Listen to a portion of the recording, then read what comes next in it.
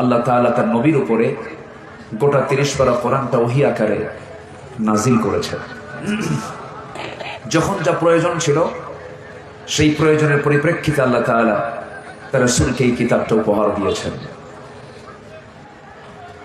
আল্লাহ রাব্বুল আলামিন আমার নবীজিকে নবুয়ত দিয়েছেন কত বছরে বলেন তো?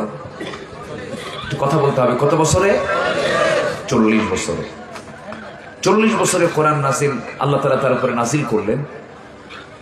ওনার হায়াত ছিল হলো 63 বছর কিছু সময়, 63 বছর 9 ঘন্টা। এই বিশাল 40 বছর তার নবুয়ত প্রাপ্তিতেই চলে গেছে। জি, 40 বছর বয়স যখন তার পূর্ণ হলো, আল্লাহ তাআলা তাকে নবী হিসেবে সিলেকশন দিলেন। নবুয়ত কি ইলেকশনে হয় না সিলেকশনে? বলেন, নবুয়ত কি ইলেকশনে না সিলেকশনে? সিলেকশন দিয়েছেন কে? আসতে বলবেন না কে? আল্লাহ রাব্বুল আলামিন রাসূলকে সিলেকশন দিয়েছেন এবং বলছেন, ইয়া আইয়ুহান নাবিয়্যু ইন্না আরসালনাকা শাহিদান ওয়া মুবাশশিরান ওয়া নাযীরান ওয়া দা'iয়ান ইলাল্লাহি বিইذনিহি ওয়া সিরাজান মুনীরা।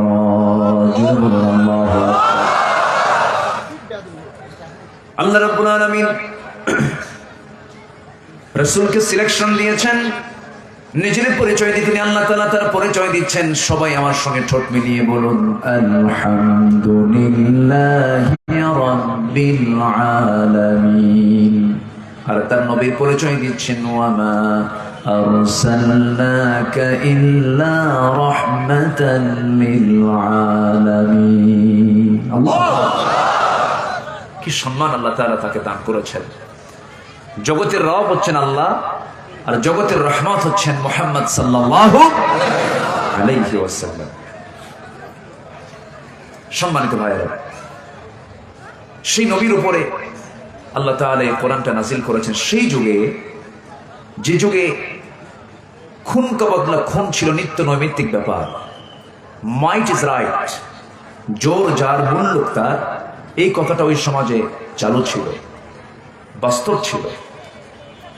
একটা ভাঙ্গা পাতিলকে কেন্দ্র করে, কি পাতিল? একটা মাটির ভাঙ্গা পাতিলকে কেন্দ্র করে যে যুগের মানুষেরা যুগের পরে যুগ যুদ্ধ লাগিয়ে রাখত, সামান্য একটা ইস্যুতে চোখের পলকে মানুষকে মেরে ফেলত। এমনকি সেই যুগে নারীদের কোনো মূল্যায়ন ছিল না। মেয়ে সন্তান, কন্যা সন্তান ভূমিষ্ঠ হয়েছে, মা গিয়ে গর্তের কিনারায় বসে থাকত। যদি দেখত সন্তান কন্যা হয়েছে, তৎক্ষণাৎ ডেলিভারি হওয়ার সঙ্গে সঙ্গে সন্তানকে ওই গর্তের মধ্যে পুঁতে রেখে পাথর চেপে চাপা দিয়ে, বালু চাপা মাটি চাপা দিয়ে রেখে আসত। নাউযুবিল্লাহ। বিআইয়ি যামবিন কুতিলাত, কোন অপরাধে এগুলোকে হত্যা করা হয়েছে? আল্লাহ তাআলা এমন প্রশ্ন করেছেন কোরআনে কারীমের ভিতরে।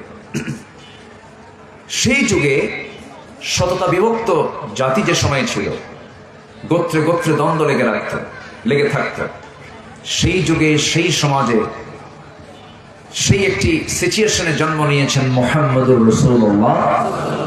মুহাম্মদুর রাসূলুল্লাহ।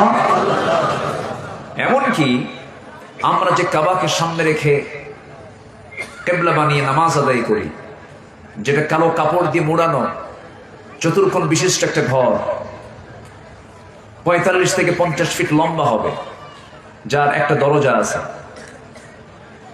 সেখানে রুকনে ইয়ামিনী আছে, এরপরে হাজার আসওয়াদ আছে, মুলতাজাম আছে। এই কাবা শরীফের ভিতরে, এমনকি আল কাবাতুল মুশাররাফা, এই কাবার ভিতরেও পৌত্তলিকতা প্রীতির ফলাফল অনুযায়ী তার মধ্যে পর্যন্ত 360টা মূর্তি ঢুকিয়ে ফেলেছিল। যেরকম নাউযুবিল্লাহ।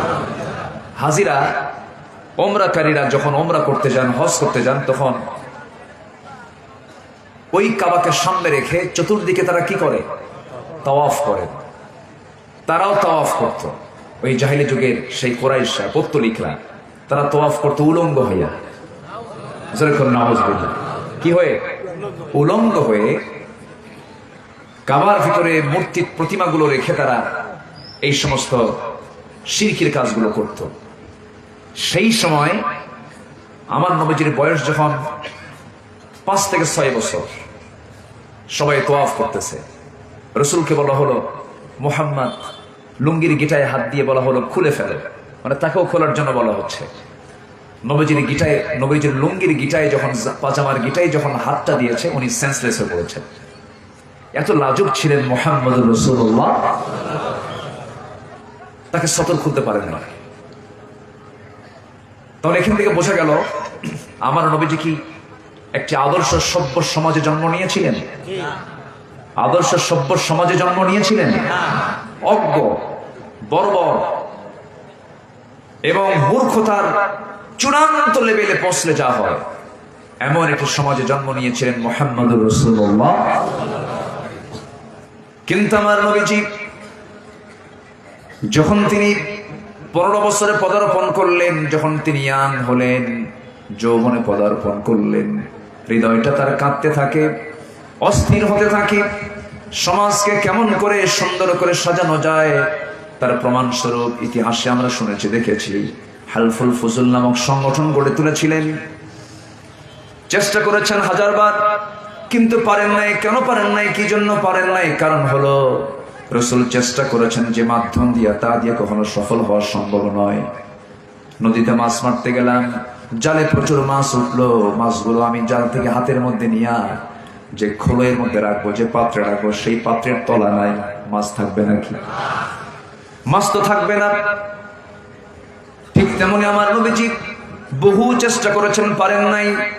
40 বছর পর্যন্ত মুজাহাদা করেছেন, শত চেষ্টা করেও তিনি ব্যর্থ হয়েছেন। কিন্তু আল্লাহ পাকের পক্ষ থেকে যখন জাবালে নূরে, যখন আল্লাহ তাআলা আমার রাসূলকে যখন কোরআন নামক কিতাবটা দিলেন, এই কিতাব যেদিন থেকে আসা শুরু হয়ে গেছে, সেদিন থেকে আমার নবীর সফলতা শুরু হয়ে গেছে। যেরকম সুবহানাল্লাহ। সফলতার মাধ্যম কি? আসতে বলেন, সফলতার মাধ্যম কি? যে নবীর মুখ থেকে কোনোদিন মিথ্যা কথা বের হয়নি, সে নবীও চেষ্টা করেছেন 40 বছর পর্যন্ত। কোরআন যখন ছিল না, পেরেছেন? তাহলে আমি আপনি পারবো? আমি আপনি পারবো? রাসূল যদি না পারেন, আমি আপনি পারবো কেমনে? অতএব সমাজকে সফল করতে, সমাজ বিনির্মাণ করতে, সমাজকে গড়ে তোলার জন্য যারা কোরআন ছাড়া অন্য কোন তন্ত্র মন্ত্র দিয়ে যারা সাজাতে চান, সম্পূর্ণ ভণ্ডামি, প্রতারণা, জনগণকে ধোঁকা দেওয়ার শামিল। তাহলে আমরা কি মানে লাভবান হয়েছি না প্রতারিত হয়েছি? রাগ করতেছেন নাকি আপনি? যে যা বলছে আমাদেরকে পর্যন্ত, সবাইকে কোরআন দিয়ে বলেছে? কই, কোরআন দিয়ে তো বলেনি। আমাদের কোনো শত্রুতা নেই। আপনি যে দলই করেন না কেন, আপনি আওয়ামী লীগ করেন, আপনি বিএনপি করেন, আপনি যে দলই করেন না কেন, দল করেন, সমস্যা নেই। কিন্তু আপনি মুসলমান, আপনার মুখ থেকে আসতে হবে সমাজ বিনির্মাণে, রাষ্ট্র গঠনে, পরিবার গঠনে, প্রত্যেকটা জায়গায় সফল হওয়ার জন্য কোরআন দরকার। এই কথাটুকু বলুন, আমরা আপনার কাছে গিয়ে হাজির হয়ে যাব, কোনো সমস্যা নাই। কিন্তু ওনাদের প্রচন্ড ভয়, কোরআন চালু হলে মদের বোতল যে বন্ধ হয়ে যাবে। মদের বোতল খাওয়া মানুষ তো নাই, আজ থেকে মদের বোতল নেওয়া মানুষ আছে না নাই? মদের বোতল নিয়ে কি আলেমরা পড়ে থাকে? জেলখানায় কারা বেশি বলেন? দেশ স্বাধীন হয়েছে 71-এ, আজকে 2024 সাল, 53 বছর। সংসদ অধিবেশন অনেকবার হলো, সংসদে আইন পাশ হলো, ক্ষমতাসীনরা থাকলেন, কিন্তু এ পর্যন্ত কোন আলেমরা কি ক্ষমতায় গেছে? কিন্তু জেলে কারা বেশি? দোষ করলো কার আর জেল খাটে কারা? কথা কি বুঝতেছেন আপনারা না রাগ করতেছেন? আমার বন্ধুগণ, আল্লাহ রাব্বুল আলামিন একটা লক্ষ্য নিয়ে দুনিয়াতে আমাকে আপনাকে পাঠিয়েছেন। সেই লক্ষ্যটা হলো, আল্লাহ রাব্বুল আলামিন বলছেন, বান্দা তুমি কারো গোলামি করবে না, গোলামি করবে কার? একটা কমন আয়াত, সহজ আয়াত, আমার আপনার ঘরের আয়াত, সবার মুখে মুখে আয়াতটা আছে। সবাই বলুন, ওয়ামা খালাকাতুল জিন্না ওয়াল ইনসা ইল্লা লিয়াবুদুন। আমি জিন এবং ইনসানকে সৃষ্টি করেছি শুধুমাত্র আমার গোলামির জন্য। গোলামি করলে জান্নাত পাবা, গোলামি না করলে জাহান্নাম পাবা। আল্লাহ তাআলা দুটো জায়গা রেখে দিয়েছেন, এই দুইয়ের মাঝখানে থাকার কোনো সুযোগ নাই। হককে ধরবে অথবা বাতিলকে ধরবে, এর দুইয়ের মাঝে থাকার কোনো সুযোগ নাই। দুইয়ের মাঝেই থাকতে চায় এমন কিছু লোক আছে না নাই বলেন? আল্লাহ বলছেন এই দুইয়ের মাঝেও যারা থাকবা তাদের জন্য আমি আল্লাহ জাহান্নামের তলদেশ রেখে দিয়েছি। জাহান্নামের তলদেশ ওই বান্দাকে আমি ঢুকায় ফেলবো। কাদেরকে? যারা এদিকেও চলে, হকের দিকেও চলে, বাতিলের দিকেও চলে, ইমানদারের সঙ্গে মিলিত হয়, কুফর যারা কাফির তাদের সঙ্গে মিলিত হয়, নামাজও পড়ে, হোটেলে গিয়ে মদও খায়। আছে না নাই? আছে না নাই?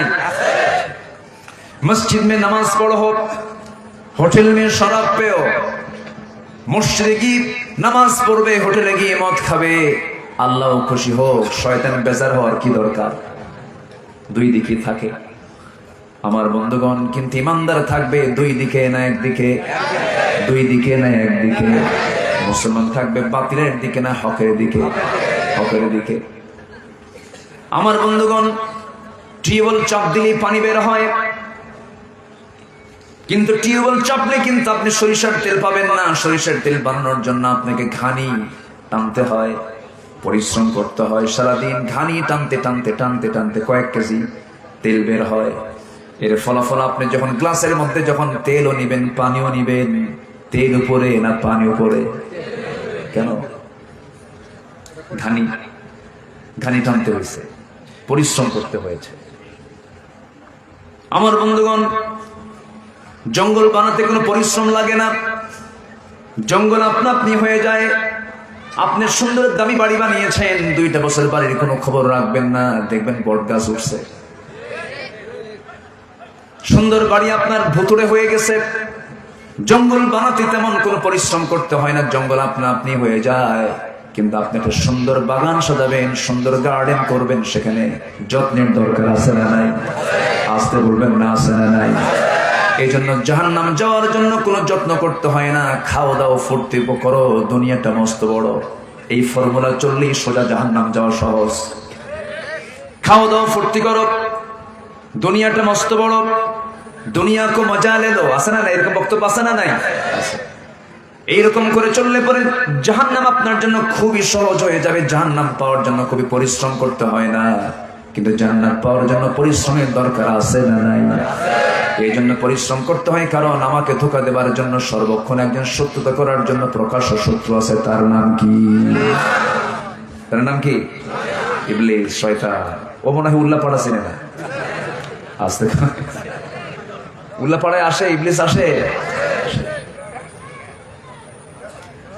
মানুষ আছে যেখানে, ইবলিস আছে সেখানে। মাঝে মাঝে ইবলিস পর্যন্ত মানুষের কিছু কিছু কর্মকাণ্ড দেখে অবাক হয়ে যায়। ইবলিস বলে, আমি তো শয়তানি করি ঠিক আছে, কিন্তু তুই তো আমার চাইতে বেশি পাকা। শুধু আল্লাহ আমারে কইছিল উসজুদু লি আদম, আদমকে মেনে নাও। শুধু আমি আল্লাহ কি ফতোয়া দিয়েছিলাম, খালাকতানি মিন নার ওয়া খালাকতাহু মিন তিন। আদমকে বানিয়েছো মাটি দিয়ে, আমাকে বানিয়েছো আগুন দিয়ে।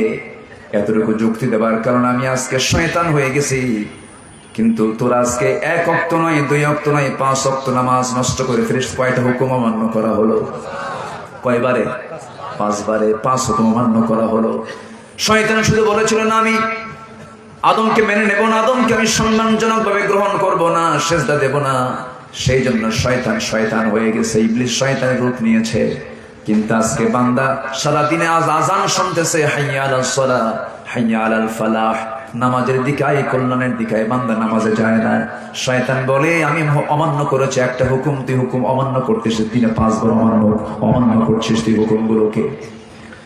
আমার বন্ধুগণ, আমার ভাইয়েরা, আমার জাহান্নাম নিশ্চিত করার জন্য আমরণ চেষ্টা চালিয়ে যাচ্ছে শয়তান। ওয়াসওয়াসা দেওয়ার জন্য সে প্রস্তুতি নিয়ে আছে।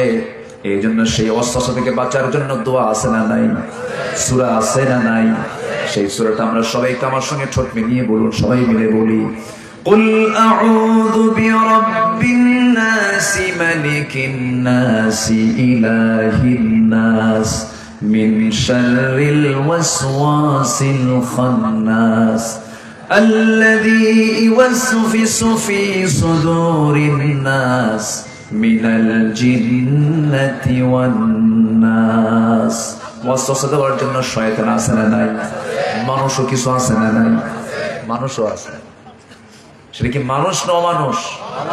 মানুষ না অমানুষ? অমানুষ। নামাজ পড়লে সন্দেহ করে এটা জঙ্গি কিনা, মুখে দাড়ি থাকলে সন্দেহ করে এটা জঙ্গি কিনা। সম্মানিত ভাইয়েরা,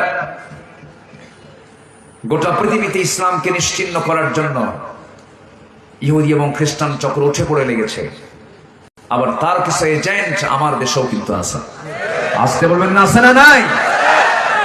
প্রয়োজনে শুক্রবারও স্কুল খোলা হবে। হ্যাঁ, কি বলেন এগুলো? এগুলো বলা যাবে না। জুমার দিন 7 দিনের শ্রেষ্ঠ দিন, ঠিক কিনা? আমরা জানি এই দেশে ছুটির দিন কিবার থাকে? জুমা। বলেন কিবার? জুমাবার। কিবার বলবো? জুমাবার। শুক্র 1000 বার বললে আপনি সওয়াব পাবেন না, কিন্তু জুমা যদি বলেন, এটা কোরআন কারীমের একটা সূরার নাম জুমা। জুমাবার। বলেন তো কিবার? জুমাবার। আমরা খোদা বলবো না আল্লাহ বলবো? জোরে, আরো জোরে। খোদা আপনি 1,00,000 বার বলবেন, যতটুকু না সওয়াব পাবেন। একবার আল্লাহ বলবেন, তার চেয়ে বেশি সওয়াব পাবেন। জোরে বলি আল্লাহ। তাহলে শুক্রবারে জুমার দিন আমাদের এটা ছুটির দিন। কেন? এটা বিশেষ স্পেশাল ডে। এটা এই দিনে বান্দা ইবাদতের জন্য নিজেকে প্রস্তুত রাখবে। কিন্তু শুক্রবারের বিকেলের দিনে, জুমার দিনের বিকেলের সময় আড্ডা আমার দেশে কম হয় না বেশি হয়? পার্কগুলোতে, রিসর্টে। রাসূলুল্লাহর হাদিস, আমার রাসূল বলেছেন শুক্রবারে এমন একটা সময় আছে যে সময় বান্দা যা চায় তাই কবুল হয়। সেটা হলো আসর থেকে মাগরিবের মাঝামাঝি। আর এই সময় আমার দেশে জুমার দিন সমস্ত শপিং, কি বলে, সমস্ত পার্ক, রিসর্ট, হোটেল, এগুলোতে আড্ডা কম হয় না বেশি হয়? বেশি হয়। সমস্ত শিশু পার্কগুলো আজকে শিশুদের দখলে নাই, সব দখল হয়ে গেছে শিশুর খালাদের কাছে। কোন শিশু আছে সেখানে? সব শিশুর খালারা বসে আছে। এই সমস্ত আকাম কুকাম গুলো বন্ধ করার জন্য 1000 বছর ধরে ওয়াজ মাহফিল করে বন্ধ হবে না এগুলো। শুক্রবারের জুমার দিনে এই পবিত্র মুহূর্ত, দোয়া কবরের মুহূর্ত, এই সমস্ত রিসর্ট গুলোতে যে আকাম কুকাম গুলো হয়, যে নোংরামি গুলো হয় প্রগতির নামে, আধুনিকতার নামে, এগুলো বন্ধ করতে গেলে ওয়াজ দিয়ে বন্ধ হবে না। এগুলো বন্ধ করার জন্য 1.5 হাত শক্ত লাঠি দরকার মুসলমান। তা'মুরুনা বিল মা'রুফ ওয়া তানহাউনা আনিল মুনকার। তুমি ঈমানদার, তোমার দায়িত্ব হলো সৎ কাজের আদেশ দিবা, অসৎ কাজের বাধা দিবা। প্রথমে প্রতিবাদ করবে তোমার হাত দিয়ে, আছে না? ফালইয়ুগাইয়িরহু বিয়াদিহি, হাত দিয়ে মোকাবেলা করো, মিটায় দাও। শক্তি নাই, ফাইল্লাম ইয়াস্তাতি', সামর্থ্য নাই, কথা দিয়ে প্রতিবাদ করো। ফাবিলিসানি, ফাইল্লাম ইয়াস্তাতি' ফাবিকলবি, তোমার কথারও বলার শক্তি নাই, অন্তর দিয়ে ঘৃণা করো।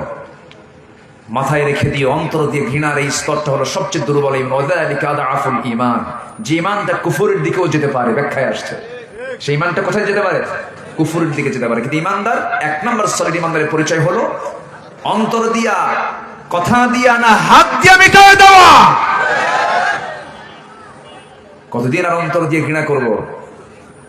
মায়ের খাওয়া সুন্নাত, মায়ের দেওয়া সুন্নাত, ঠিক কিনা? আমার নবী মক্কায় মার খাইছে, খুব পেটন খাইছে, মার খেয়ে খেয়ে রক্তাক্ত হয়ে গেছে। সাহাবীরা মক্কায় মার খেয়ে খেয়ে রক্তাক্ত হয়ে গেছে। পাগলের মতো বেলালকে ধরে এনে, আমি গত এই রমজানের আগের রমজান আমি ওমরায় গিয়েছিলাম, আমার আলী নূর ভাই এবার গেছেন না, আমার এক ফ্রেন্ড ছিলেন, উনি মারা গেছেন, আমার বয়সে কম। আমার আলিনুর ভাইয়ের ওয়াইফ, মাত্র 29 বছর বয়স, 2.5 মাসের বাচ্চা রেখে বিদায় নিয়েছেন। এখন যার তার মরণ যখন তখন, এখন আর বয়স মানে না। আগে একটা স্বাভাবিক ভাব ছিল, এখন দেখা যাচ্ছে মানে অল্প সময়ে, সাধারণত বার্ধক্যের কারণে এটা হয়, ঠিক আছে, কিন্তু অল্প বয়সের মৃত্যুর হার আগের চাইতে, বিগত সময়ের চাইতে এখন কম না বেশি? বেশি। আমার ওই বন্ধুটা ইন্তেকাল করেছেন। তুমি আমাকে ডাক দিয়ে বললেন, আজকে আপনাকে একটা খুব দামি একটা জায়গায় নিয়ে যাবো, চলে, একটা ইতিহাস আছে, একটা হিস্টোরি আছে। আমাকে গাড়িতে উঠালেন। তা আরবে আমরা যখন চলি তখন আমরা ডানে চলি। কোথায় চলি? ডানে। আর আমরা আমাদের কোথায় চলি? বামে চলি। তাহলে আরবে কোথায় চলে মানুষ? রাস্তায় চললে কোথায় চলে? ডানে। ডানে চলেছেন মুহাম্মদ সাল্লাল্লাহু, আর আমরা চলি কোথায়? বামে। আচ্ছা, যদি কোনো পীর সাহেব মনে করে যে আজকে আমি ডানে যাব না, বামে যাব না, ডানে যাব, হবে কাম? পীরগিরি ছুটায় দেবে। পীরগিরি কি করবে? ছুটায় দেবে। কারণ আইন তো আছে, ট্রাফিক সিস্টেম তো আছে। আপনি ডান দিকে যদি যাবেন, তাহলে আমার দেশে আইন মানলে, আমার দেশে আইন মানতে গেলে সম্মান না জরিমানা? আসতে কয় সম্মান না জরিমানা? রাসূল বলেছেন ডানে চলো, আর আমি যদি আমার দেশে ডানে চলতে চাই তখন কি আমি সম্মান পাবো না জরিমানা দিতে হবে? হ্যাঁ, এমন আইন আমার দেশে আছে, জরিমানা দিতে হয়। আমি ডান দিকে চলছিলাম, চলতে চলতে হঠাৎ করে একটা গাড়িটা উনি ব্রেক করে, উনি ড্রাইভ করতেছেন, ড্রাইভ করে বলতেছেন, দোস্ত এই যে একটা ফাঁকা জায়গা দেখতেছেন, চতুর্দিকে বড় বড় বিল্ডিং গুলো, হাই রাইজ বিল্ডিং গুলো হয়ে গেছে, মাঝখানে যে ফাঁকা জায়গাটা বাত্তা কোরাই, সেই জায়গার নাম আমরা হিস্টোরিতে আমরা শুনেছি। উনি বলতেছেন এই জায়গাতে প্রত্যেকটা দিন উমাইয়া মনিব তার গোলাম বেলালকে নিয়ে সেই জায়গায় ধরে ধরে মারত, বেলালকে ধরে নিয়ে মারত। উমাইয়া বলল, বেলাল শুনতে পেলাম তুমি নাকি ইসলাম কবুল করেছো, কতটুকু সত্য বলো। সাইয়েদনা বেলাল সঙ্গে সঙ্গে বলছেন, আমার মনিব আপনি শুনবেন কেন? আপনি দেখেন, আশহাদু আল্লা ইলাহা ইল্লাল্লাহু ওয়াহদাহু লা শারীকা লাহু ওয়া আশহাদু আন্না মুহাম্মাদান আবদুহু ওয়া রাসূলুহু। এই কথা বলা মাত্রই উমাইয়া বলে ফেললো, বেলাল তুই কি জানিস এই কথা বলার ফলাফল তোর মৃত্যু হতে পারে? সাইয়েদনা বেলাল বলছেন, হাসতে হাসতে মরে যাব, হাসতে হাসতে দুনিয়া থেকে বিদায় নেব, কিন্তু এই কথার বাইরে আমি বেলাল এক চুল পরিমাণ নড়ব না। এটার নাম ঈমান। এটার নাম কি? ঈমান। আর আমার দেশে দুইটা পিটন খাইলি ঈমান গেছে, আছে না নাই? কিছু টাকা একটু মেরে দিলেই গেছে, আছে না নাই? আচ্ছা, সামান্য কিছু স্বার্থের কারণে ঈমান বেঁচে ফেলে। সামান্য 10 টাকার একটা সিগারেট পেলে পরেই মিথ্যা সাক্ষী দিয়ে দেয়, এমন ইমানদার আমার দেশে আছে না নাই? বলে আসতে বলবেন না, আছে না নাই? ইমানদার কখনো মিথ্যার সাক্ষী দিতে পারে নাকি? ইমানদার কখনো মিথ্যার পক্ষে কথা বলতে পারে না, বেনামাজি নেতৃত্বকে মানতে পারে না। আমার বন্ধুগণ, আমার দেশে কোনো কিছুর সংকট ছিল না, আমার দেশের সম্পদ পর্যাপ্ত আছে, কোনো সম্পদের কোনো ঘাটতি নাই। আমি গত সেপ্টেম্বরে কাতারে গিয়েছিলাম, কাতারে দেখলাম ধুধু এলাকা, কোথাও কোনো গাছ নাই। সামান্য একটা গাছ বাঁচিয়ে রাখার জন্য লক্ষ লক্ষ টাকা তাদের গাছের পিছনে খরচ করতে হয়, কৃত্রিম ভাবে সেই গাছগুলোকে বাঁচিয়ে রাখতে হয়। একটা গাছের পিছনে লক্ষ লক্ষ কোটি কোটি টাকা তারা একটা বাগান সাজানোর জন্য খরচ করে। কিন্তু আমার দেশের মাটিতে পা দিলেই যেখানেই যাব, সবুজে সবুজে সম্পূর্ণ শ্যামলা, শস্য শ্যামলা, সোনার বাংলা। এমনি গাছগাছালি গড়ে ওঠে, এমনি গাছগাছালি হয়ে ওঠে। একটু ন্যাচারাল দৃষ্টিতে, আমরা যদি একটু গভীর দৃষ্টিতে বাংলার জমিনের দিকে তাকাই, আমার মনে হয় নববধূর মতো সাজিয়ে আছে বান্দরবন। আল্লাহু আকবার বলে।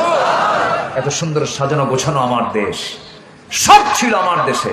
তেলের খনি, কয়লার খনি, গ্যাসের খনি, সোনার খনি, সব ছিল। কিন্তু একটা খনি সবচাইতে বেশি আকার ধারণ করেছে, সেটা হলো সোরের খনি। আমার দেশে সোরের খনি আছে না নাই? এই জন্য জাত হন সব তলা নাই, তো খালি দেশ থেকে পাচার হয়। দেশ থেকে কি হয়? যারা দেশ থেকে পাচার করে, যারা দেশ থেকে সম্পদ পাচার করে, যারা বলে আমরা দেশপ্রেমিক, ভণ্ড মেয়েগুলো। তুমি চোর, অন্তত চুরি করে দেশে রাখো। আমি চুরি করতে বলছি না, আবার আপনারা ভাবেন না যে আমি চুরি করতে বলতেছি। দেশের সম্পদ দেশে রাখো। দেশের টাকা যারা বাইরে পাচার করে তারা দেশের শত্রু, জাতির শত্রু। তাদের মুখে দেশপ্রেমিকের কথা মানায়, দেশপ্রেমের কথা তাদের মুখে মানায় না। আমার দেশের মানুষ যদি দেশকে মহাব্বত করত, প্রকৃত মহাব্বত যদি করতো আমার দেশের মানুষ, দেশ অনেক দূর এগিয়ে যেত। আসতে বলেন জোরে কোন ঠিক কিনা? স্বপ্ন দেখে আমেরিকা, স্বপ্ন দেখে কানাডা, স্বপ্ন দেখে ইতালি, স্বপ্ন দেখে ইউকে, ইউনাইটেড কিংডম। লন্ডনে যদি যেতে পারতাম, আমেরিকায় যদি যেতে পারতাম, স্বপ্নের দেশ, সোনার দেশ মনে করে তারা। না, গোটা পৃথিবীর দ্বিতীয় বৃহত্তম মুসলিম জনপদ বাংলাদেশ। এই বাংলাদেশ, এই সুন্দর সাজানো 55,000 বর্গমাইলের সোনার বাংলাকে যদি সততা, নিষ্ঠার, সৎ নেতৃত্বে যদি সাজানো যেত, গোটা পৃথিবীর মানচিত্রে এক উন্নত দেশ হতো আমার সোনার বাংলাদেশ। কিন্তু কি বেশি? আচ্ছা বলেন তো, আমার দেশের মানুষ বেশি না চোর বেশি?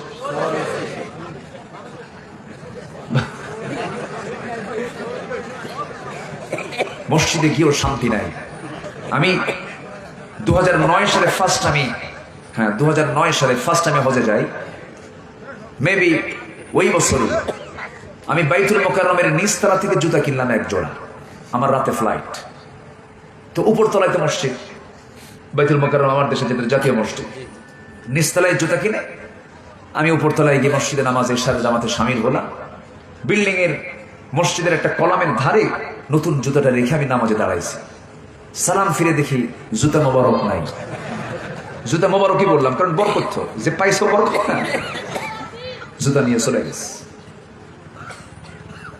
যে দেশে পায়ের তলায় যেটা থাকে জুতাই থাকে না, যে দেশে মসজিদে যাবেন জুতা থাকে না, বাজারে যাবেন সাইকেল থাকে না, মাহফিল আসবেন হুন্ডা থাকে না। গত বছর মাহফিল করতে গেছে চট্টগ্রাম পতেঙ্গা এয়ারপোর্টের পাশে মাহফিল। হাজার হাজার মানুষ ওয়াজ শুনলো, কানলো, দোয়া করলাম। ওয়াজ শেষে যায় দেখি মঞ্চের কোনায় আমার জুতা জোড়া নাই। একজনকে বললাম, ভাই আমার জুতা কই? হুজুর মোহাব্বত করে নিয়ে গেছে। তো এই হচ্ছে অবস্থা। আমরা কি ভালো হব না ইনশাআল্লাহ? আজকে ভালো হব না ইনশাআল্লাহ? নেতৃত্বের পরিবর্তনের দরকার আছে না নাই? আমরা কোনো বেনামাজি, চরিত্রহীন, লম্পট, নেশাখোর, জনগণের সম্পদ লুটেরা যারা, ওই সমস্ত নেতৃত্ব মানব না। ওই সমস্ত নেতৃত্বের মুখে আমরা জুতা মারি, থুতু মারি। রাজি আছেন কারা কারা? হাত উঁচু করে দেখান মুসলমান।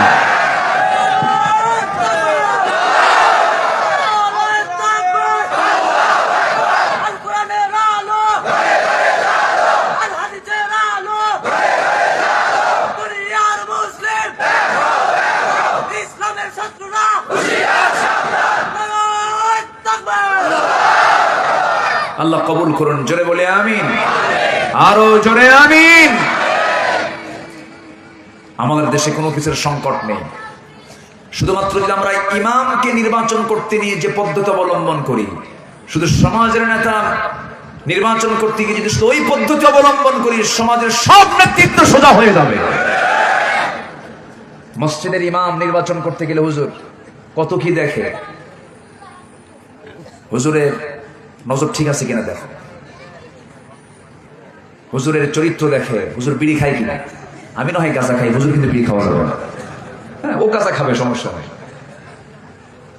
একটা ইমামকে নির্বাচন করতে গিয়ে আমরা যেমন করে তার মাথা থেকে পা পর্যন্ত তার তাকওয়া দেখি, তার চালচলন দেখে আমরা তাকে ইমামতির মুসাল্লায় আমরা দাঁড় করাইয়া দিই। ইমামের নেতৃত্ব নিতে গিয়ে যেমন আমরা এত কিছু পরখ করে দেখি, সমাজের যারা নেতৃত্ব দেবে তাদেরকেও দেখার সময় হয়েছে এখন। আমরা নেতা ঠিক করি, দেশ ঠিক হয়ে যাবে। আমার দেশে এই মুহূর্তে এখন নেতা বেশি না কর্মী বেশি? কোনো কর্মী নাই, সব নেতা। সব কি নেতা? কষ্ট পাচ্ছেন নাকি আপনারা? মসজিদে নেতা বেশি না কর্মী বেশি? মসজিদে মসজিদে মসজিদে মুসল্লি বেশি না ইমাম বেশি? ইমাম বাদে সব কি? তাহলে নেতা কয়জন মসজিদে? নেতা কয়জন? লক্ষ লক্ষ লোক যদি জমা হয়ে যায় মসজিদ, ইমাম হবে কয়জন? এখন কেউ মানে? সমাজে কেউ মানে? নেতা একজন মানে? নেতা একজন দাঁড়ায় গেছে, আরেকজন দাঁড়ায় গেছে, দুইটা গ্রুপ, একই দল দুই গ্রুপ, কুত্তার গ্রুপ শিয়াল গ্রুপ, সিএনএ মারামারি, কিলে কিলি, ঘুষাঘুষি আছে না নাই? গোলাগুলি, হাত কেটে নেয়, পা কেটে নেয়, গ্রুপিং। কেন? এটার মূল কারণ হলো নামাজ থেকে শিক্ষা নেয়নি ওরা, ঠিক কিনা? ওদের মধ্যে যদি নামাজ থাকতো তাহলে এই গ্রুপিং থাকতো না। নামাজ থেকে যদি নেতৃত্ব নিত তাহলে সমাজের মধ্যে বিশৃঙ্খলা হতো না। কষ্ট পাচ্ছেন নাকি? আলোচনা চালাবো? মাহফিল, মাহফিল এটা প্রথম না আলিনুর ভাই? আলহামদুলিল্লাহ, এটা প্রথম। এই মাহফিল প্রত্যেক বছর হবে ইনশাআল্লাহ। আমাকে আলিনুর ভাই বলছেন আপনি প্রত্যেক বছর আসবেন, আমি আসবো? আসবো? আচ্ছা দেখা যাক ইনশাআল্লাহ। পহেলা মে না, আজকে পহেলা মে, শ্রমিক দিবস। শ্রমিকদের লিডার ছিলেন মুহাম্মদ সাল্লাল্লাহু। শ্রমিক হয়ে নেতা হতে হবে। শ্রমিক লিডার, শ্রমিক আগে হতে হবে। আপনি গার্মেন্টস এর মালিক হয়ে আপনি শ্রমিক নেতা হবেন কেন? ঠিক কিনা? গার্মেন্টস এর মালিক কি শ্রমিক হয়? শ্রমিকদের লিডার ছিলেন মুহাম্মদ সাল্লাল্লাহু।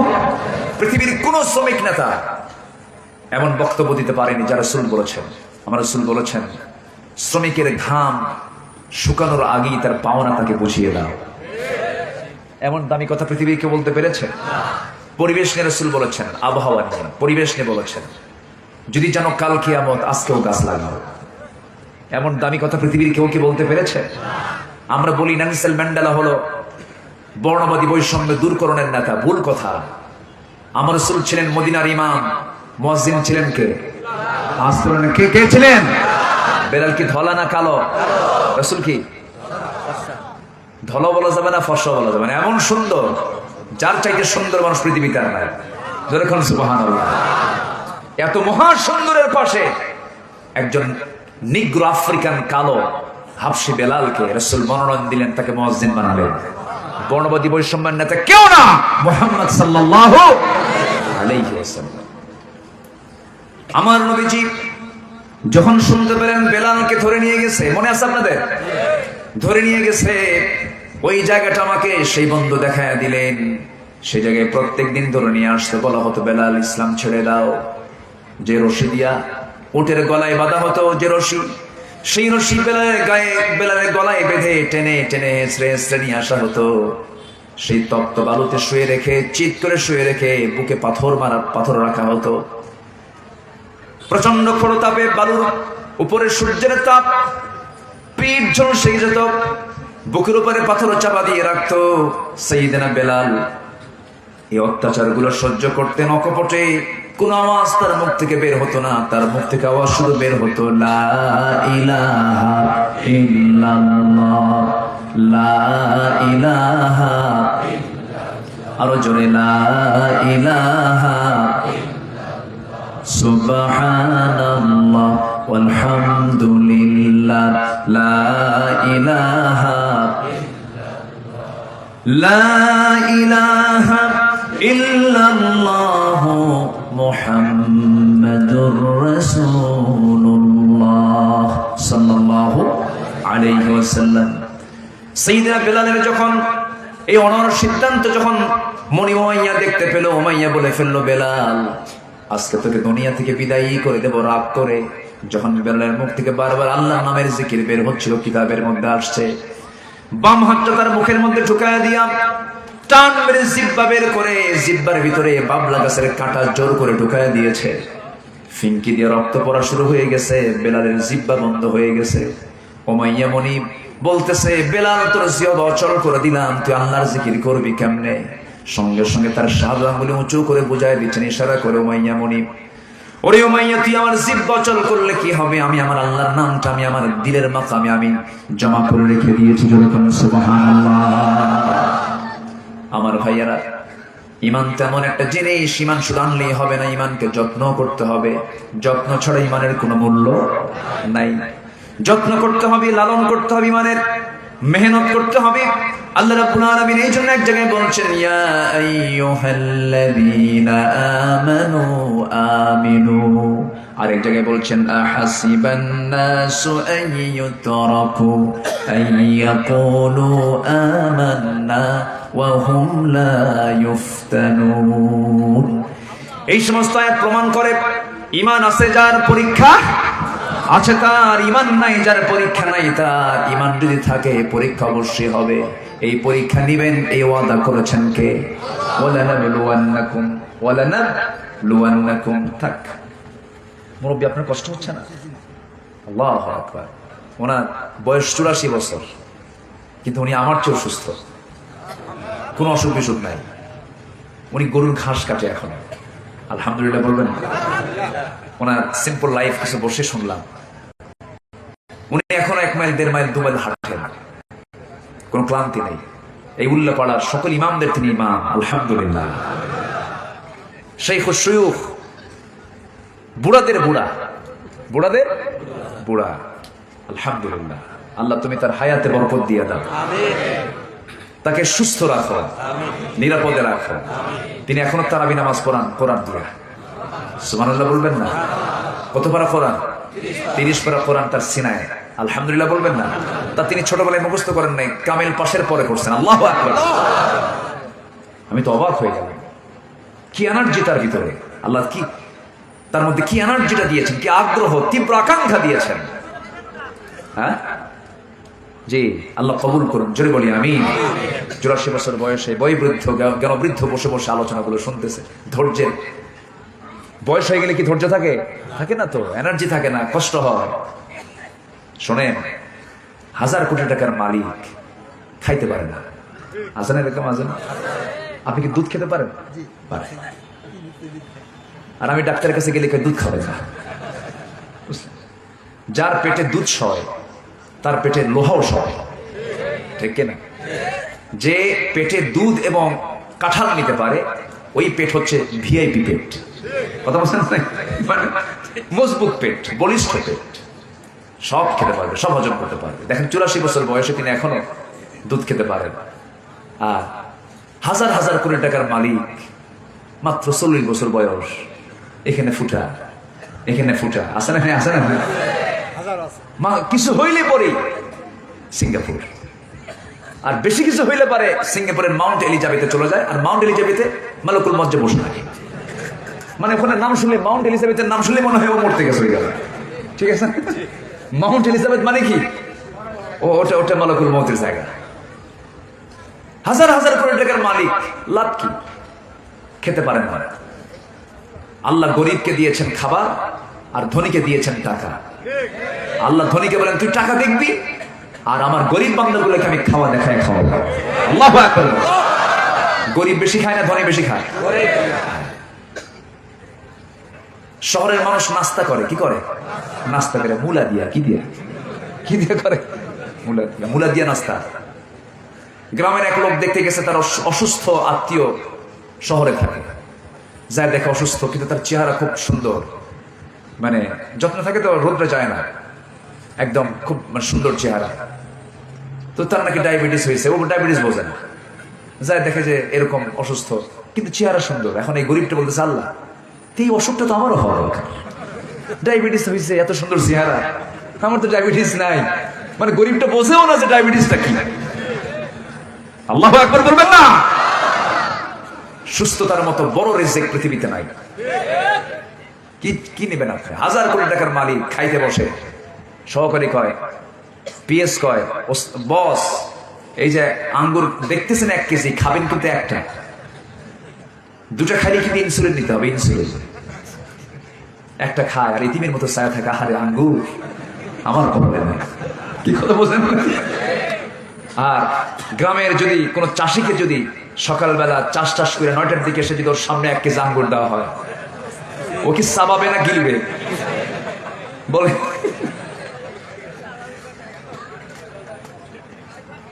রাতের বাসি ভাত পান্তা করে রাখছে, কাঁচা মরিচ আর কাঁচা পেঁয়াজ, আর যদি পেঁয়াজের ফুল যদি হয় তো কথাই নেই। কাজ টাজ কইরা ঘাম টাম সাইরা ঝেড়ে এসে যখন বসে, কি প্লেট নিয়ে বসে, ফাঁকিবাজি প্লেট নিয়ে বসে। শহরের প্লেট গুলো দেখেন না, এরকম ফ্ল্যাট, ডাল খাওয়ার কায়দাই নাই, ঠিক আছে না? ডিশে নিয়ে বসতে হয়, গামলায় নিয়ে বসতে হয়। গ্রামের মানুষের ওই সমস্ত প্লেট দিয়ে পোষায় না। একদম বসলো, 1 কেজি চালের পান্তা খাওয়ার পর বলা হয় খাইছো কেমন? 1 কেজি হলে ভালো। আমি কি ভুল বলতেছি? এক ঢেকুশ মারে সব হজম। কিন্তু এই ধনীর বাড়িতে খাবার অ্যাভেলেবেল পড়ে আছে, খেতে পারে না। ফলমূলের প্লেট, ফলমূল সব ভরে আছে, কেউ খেতে পারে না। একটা খেলেই ডাক্তার বলে ইনসুলিন নিতে হবে। আল্লাহ রাব্বুল আলামিন সব ভাগ করে দিয়েছেন। গরিবকে দিয়েছেন খাবার বেশি করে, ধনীকে দিয়েছেন টাকা বেশি করে। গরিবকে দিয়েছেন বাচ্চা কাচ্চা কম না বেশি? বছরের এই মাথায় একটা হয়, ও মাথায় একটা হয়। সিজার লাগে না? সিজার লাগে? আমার মায়েদের গ্রামীণ জীবনের মা যারা মা হন, কখন বাচ্চা হয়? হাঁটতে হাঁটতে বাঁশতলায় হয়ে গেছে। কোন তলা হয়েছে? বাঁশতলা। কিন্তু এই ধনীর পরিবারের সদস্য হাঁটে না, নড়াচড়া করে না, চলাফেরা করে না। ডাক্তার বলছে শীত হয়ে আছে বাচ্চা, পজিশন ঠিক নাই, অপারেশন করতে হবে। অপারেশন করা হলো, ডাক্তার বলে দিল জীবনে আর বাচ্চা নেবেন না। কিন্তু গরিব ওই মহিলার, গরিব ওই মা বছরের এই মাথায় নিয়ে ফেলেন মোটামুটি 1 ডজন হয়ে গেছে। 2 পক্ষ হলে 24 জন হয়ে গেছে ফুটবল টিম। এই টিম ও টিম দুটাই দখল। কি কথা বলছেন? আল্লাহ তাআলা গরিবকে যা দিয়েছেন ধনীকে তা দেন না। অতএব কি দুঃখ করার কোনো কারণ আছে নাকি আপনাদের? আমাদের দুঃখ করার কোনো কারণ আছে? বরকত চাইবো আমরা কার কাছে? হুজুরকে নিয়ে এতক্ষণ ওয়াজ করলাম। আল্লাহ তুমি হুজুরের হায়াত দারাজ করো, জোরে বলি আমিন। এখানে আরো মুরব্বী যারা আছেন, আল্লাহ তুমি সব মুরব্বী তুমি হায়াত বাড়ায় দাও। মুরব্বী বাচ্চার দরকার আছে না নাই? না মনে মনে ভাবতেছেন বুড়া মুরব্বী কোন দিন? এরকম চিন্তা করেন নাকি? না, পুরাতন চাল আছে, পুরাতন চাল। আমার আপনার দোয়া মিস হবে, কিন্তু আপনার বুড়া বাপের দোয়া মিস হবে না। খালি বুড়া কি কথা বলছেন? বাপ আসতে হয়, দিতে হয় কিনা, দিতে হয় কিনা? হুজুরের কাছে গিয়ে মুসাফা করে টাকা দেওয়ার চাইতে দেন, হুজুরকেও দেন, সমস্যা নেই।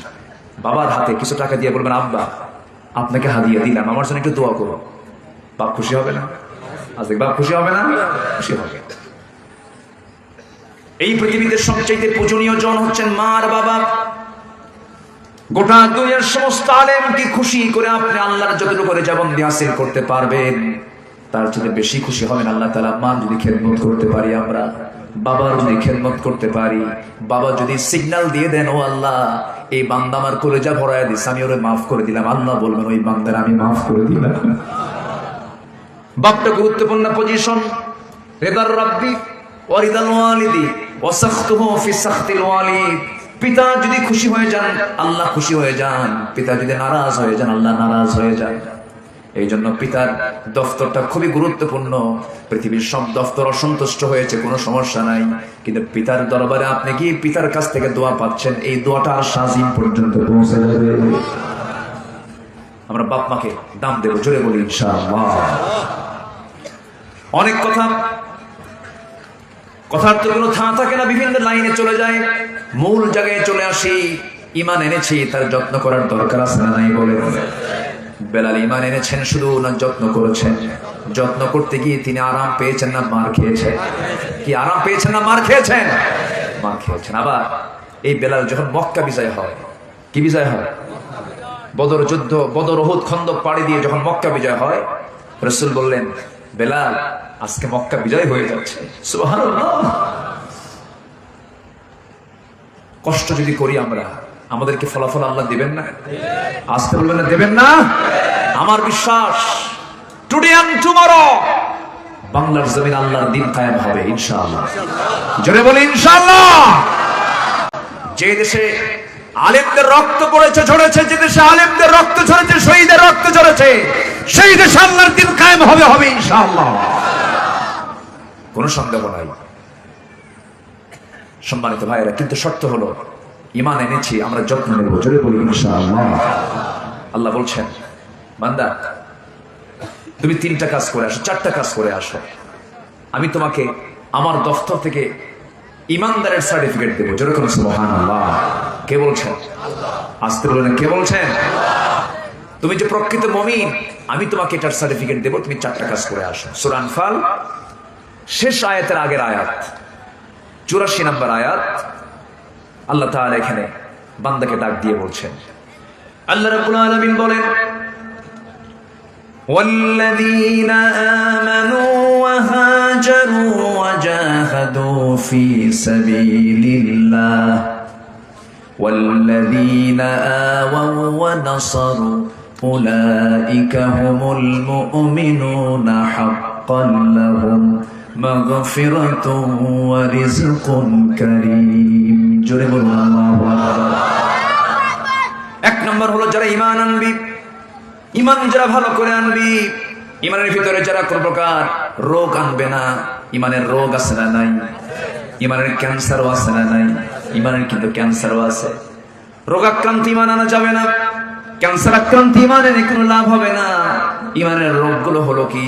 ঈমানের রোগ 1 নাম্বার, আমি যদি বলি শিরক করা হলো ঈমানের 1 নাম্বার রোগ, কুফরি করা ঈমানের 2 নাম্বার রোগ, বেদাতকে মেনে চলা এগুলো ঈমানের রোগ, হিংসা করে ঈমানের রোগ। হিংসা তো আমার দেশে নাই, আসতে বলে আছে না নাই? গ্রামের ভিতরে একজন শিক্ষিত হয়েছে, একটু ভালো, হিংসা করে কিনা বলে? হিংসা করে? আসেন দোয়া করে দিই। এই যে 2-1 জন করে উঠে যায়,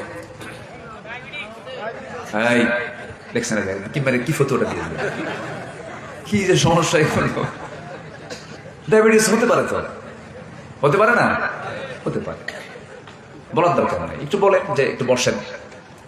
আপনি উঠে গেলে মাহফিলের ফুল যে কমে গেল। বাগানের ফুল বাড়লে বাগান সুন্দর হয় না কমলে বাগান সুন্দর হয়?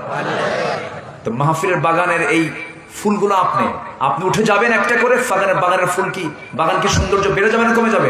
কমে যাবে। বসে কি আছে, কত সময় কত দিকে দেই, একটু বসেন না। কষ্ট হচ্ছে আমি জানি, কিন্তু এই কষ্টের ফলাফলকে আল্লাহ দিবেন না ইনশাআল্লাহ? আল্লাহ দেবেন কিনা? অবশ্যই দিবেন। সম্মানিত ভাইয়েরা, তাহলে ঈমানের রোগ হলো হিংসা করা। হিংসা কি করা যাবে? একজন জমি কেনে, আল্লাহ তাকে বরকত দিচ্ছেন, খালি হিংসা করে, জানো না? ভালো না, ভালো না। আছে কিনা? আছে কিনা বলেন তো, আছে কিনা?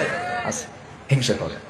হিংসা না করে আপনি বলবেন, আল্লাহ তুমি ওকে জমি কেনার তৌফিক দিচ্ছ, আল্লাহ তুমি আমার জমি কেনার তৌফিক দাও, আল্লাহ তুমি ওরেও দাও আমারেও দাও। ওই বাড়ির কয়েকটা ছেলে শিক্ষিত হয়েছে। আরে শিক্ষিত হলে হবে কি, ওরা কি মানুষ ভালো নাকি? মানে একটা দোষ বের করবে, আছে না নেই বলেন তো? আছে না নাই? হিংসা করে লাভ নাই।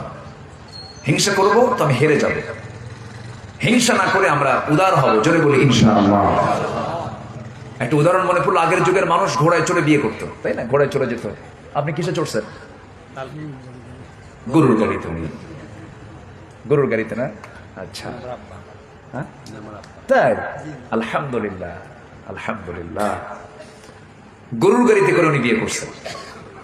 তো ঘোড়ায় চড়ে গরুর গাড়িতে করে আগে বিয়ে শাদী হতো। তো এক বেচারি, ওই গ্রামের এক বেচারি বিয়ে করবে। এক মুরব্বীর ঘোড়া আছে, তার কাছে গিয়ে বলতেছে যে, মুরব্বী ঘোড়াটা দিবেন, আমার অমুক দিন বিয়া, তোর আমি ঘোড়া দেবো না, যা। তো এই বেচারে গিয়ে কদরের রাত্রে গিয়ে বলতেছে, আল্লাহ আজকে রাতে তোমার কাছে কিচ্ছু চাওয়া নাই আমার, বুড়ার জন্য ঘোড়া মরে, বুড়ার জন্য কি মরে। এই দোয়া করে আসছে।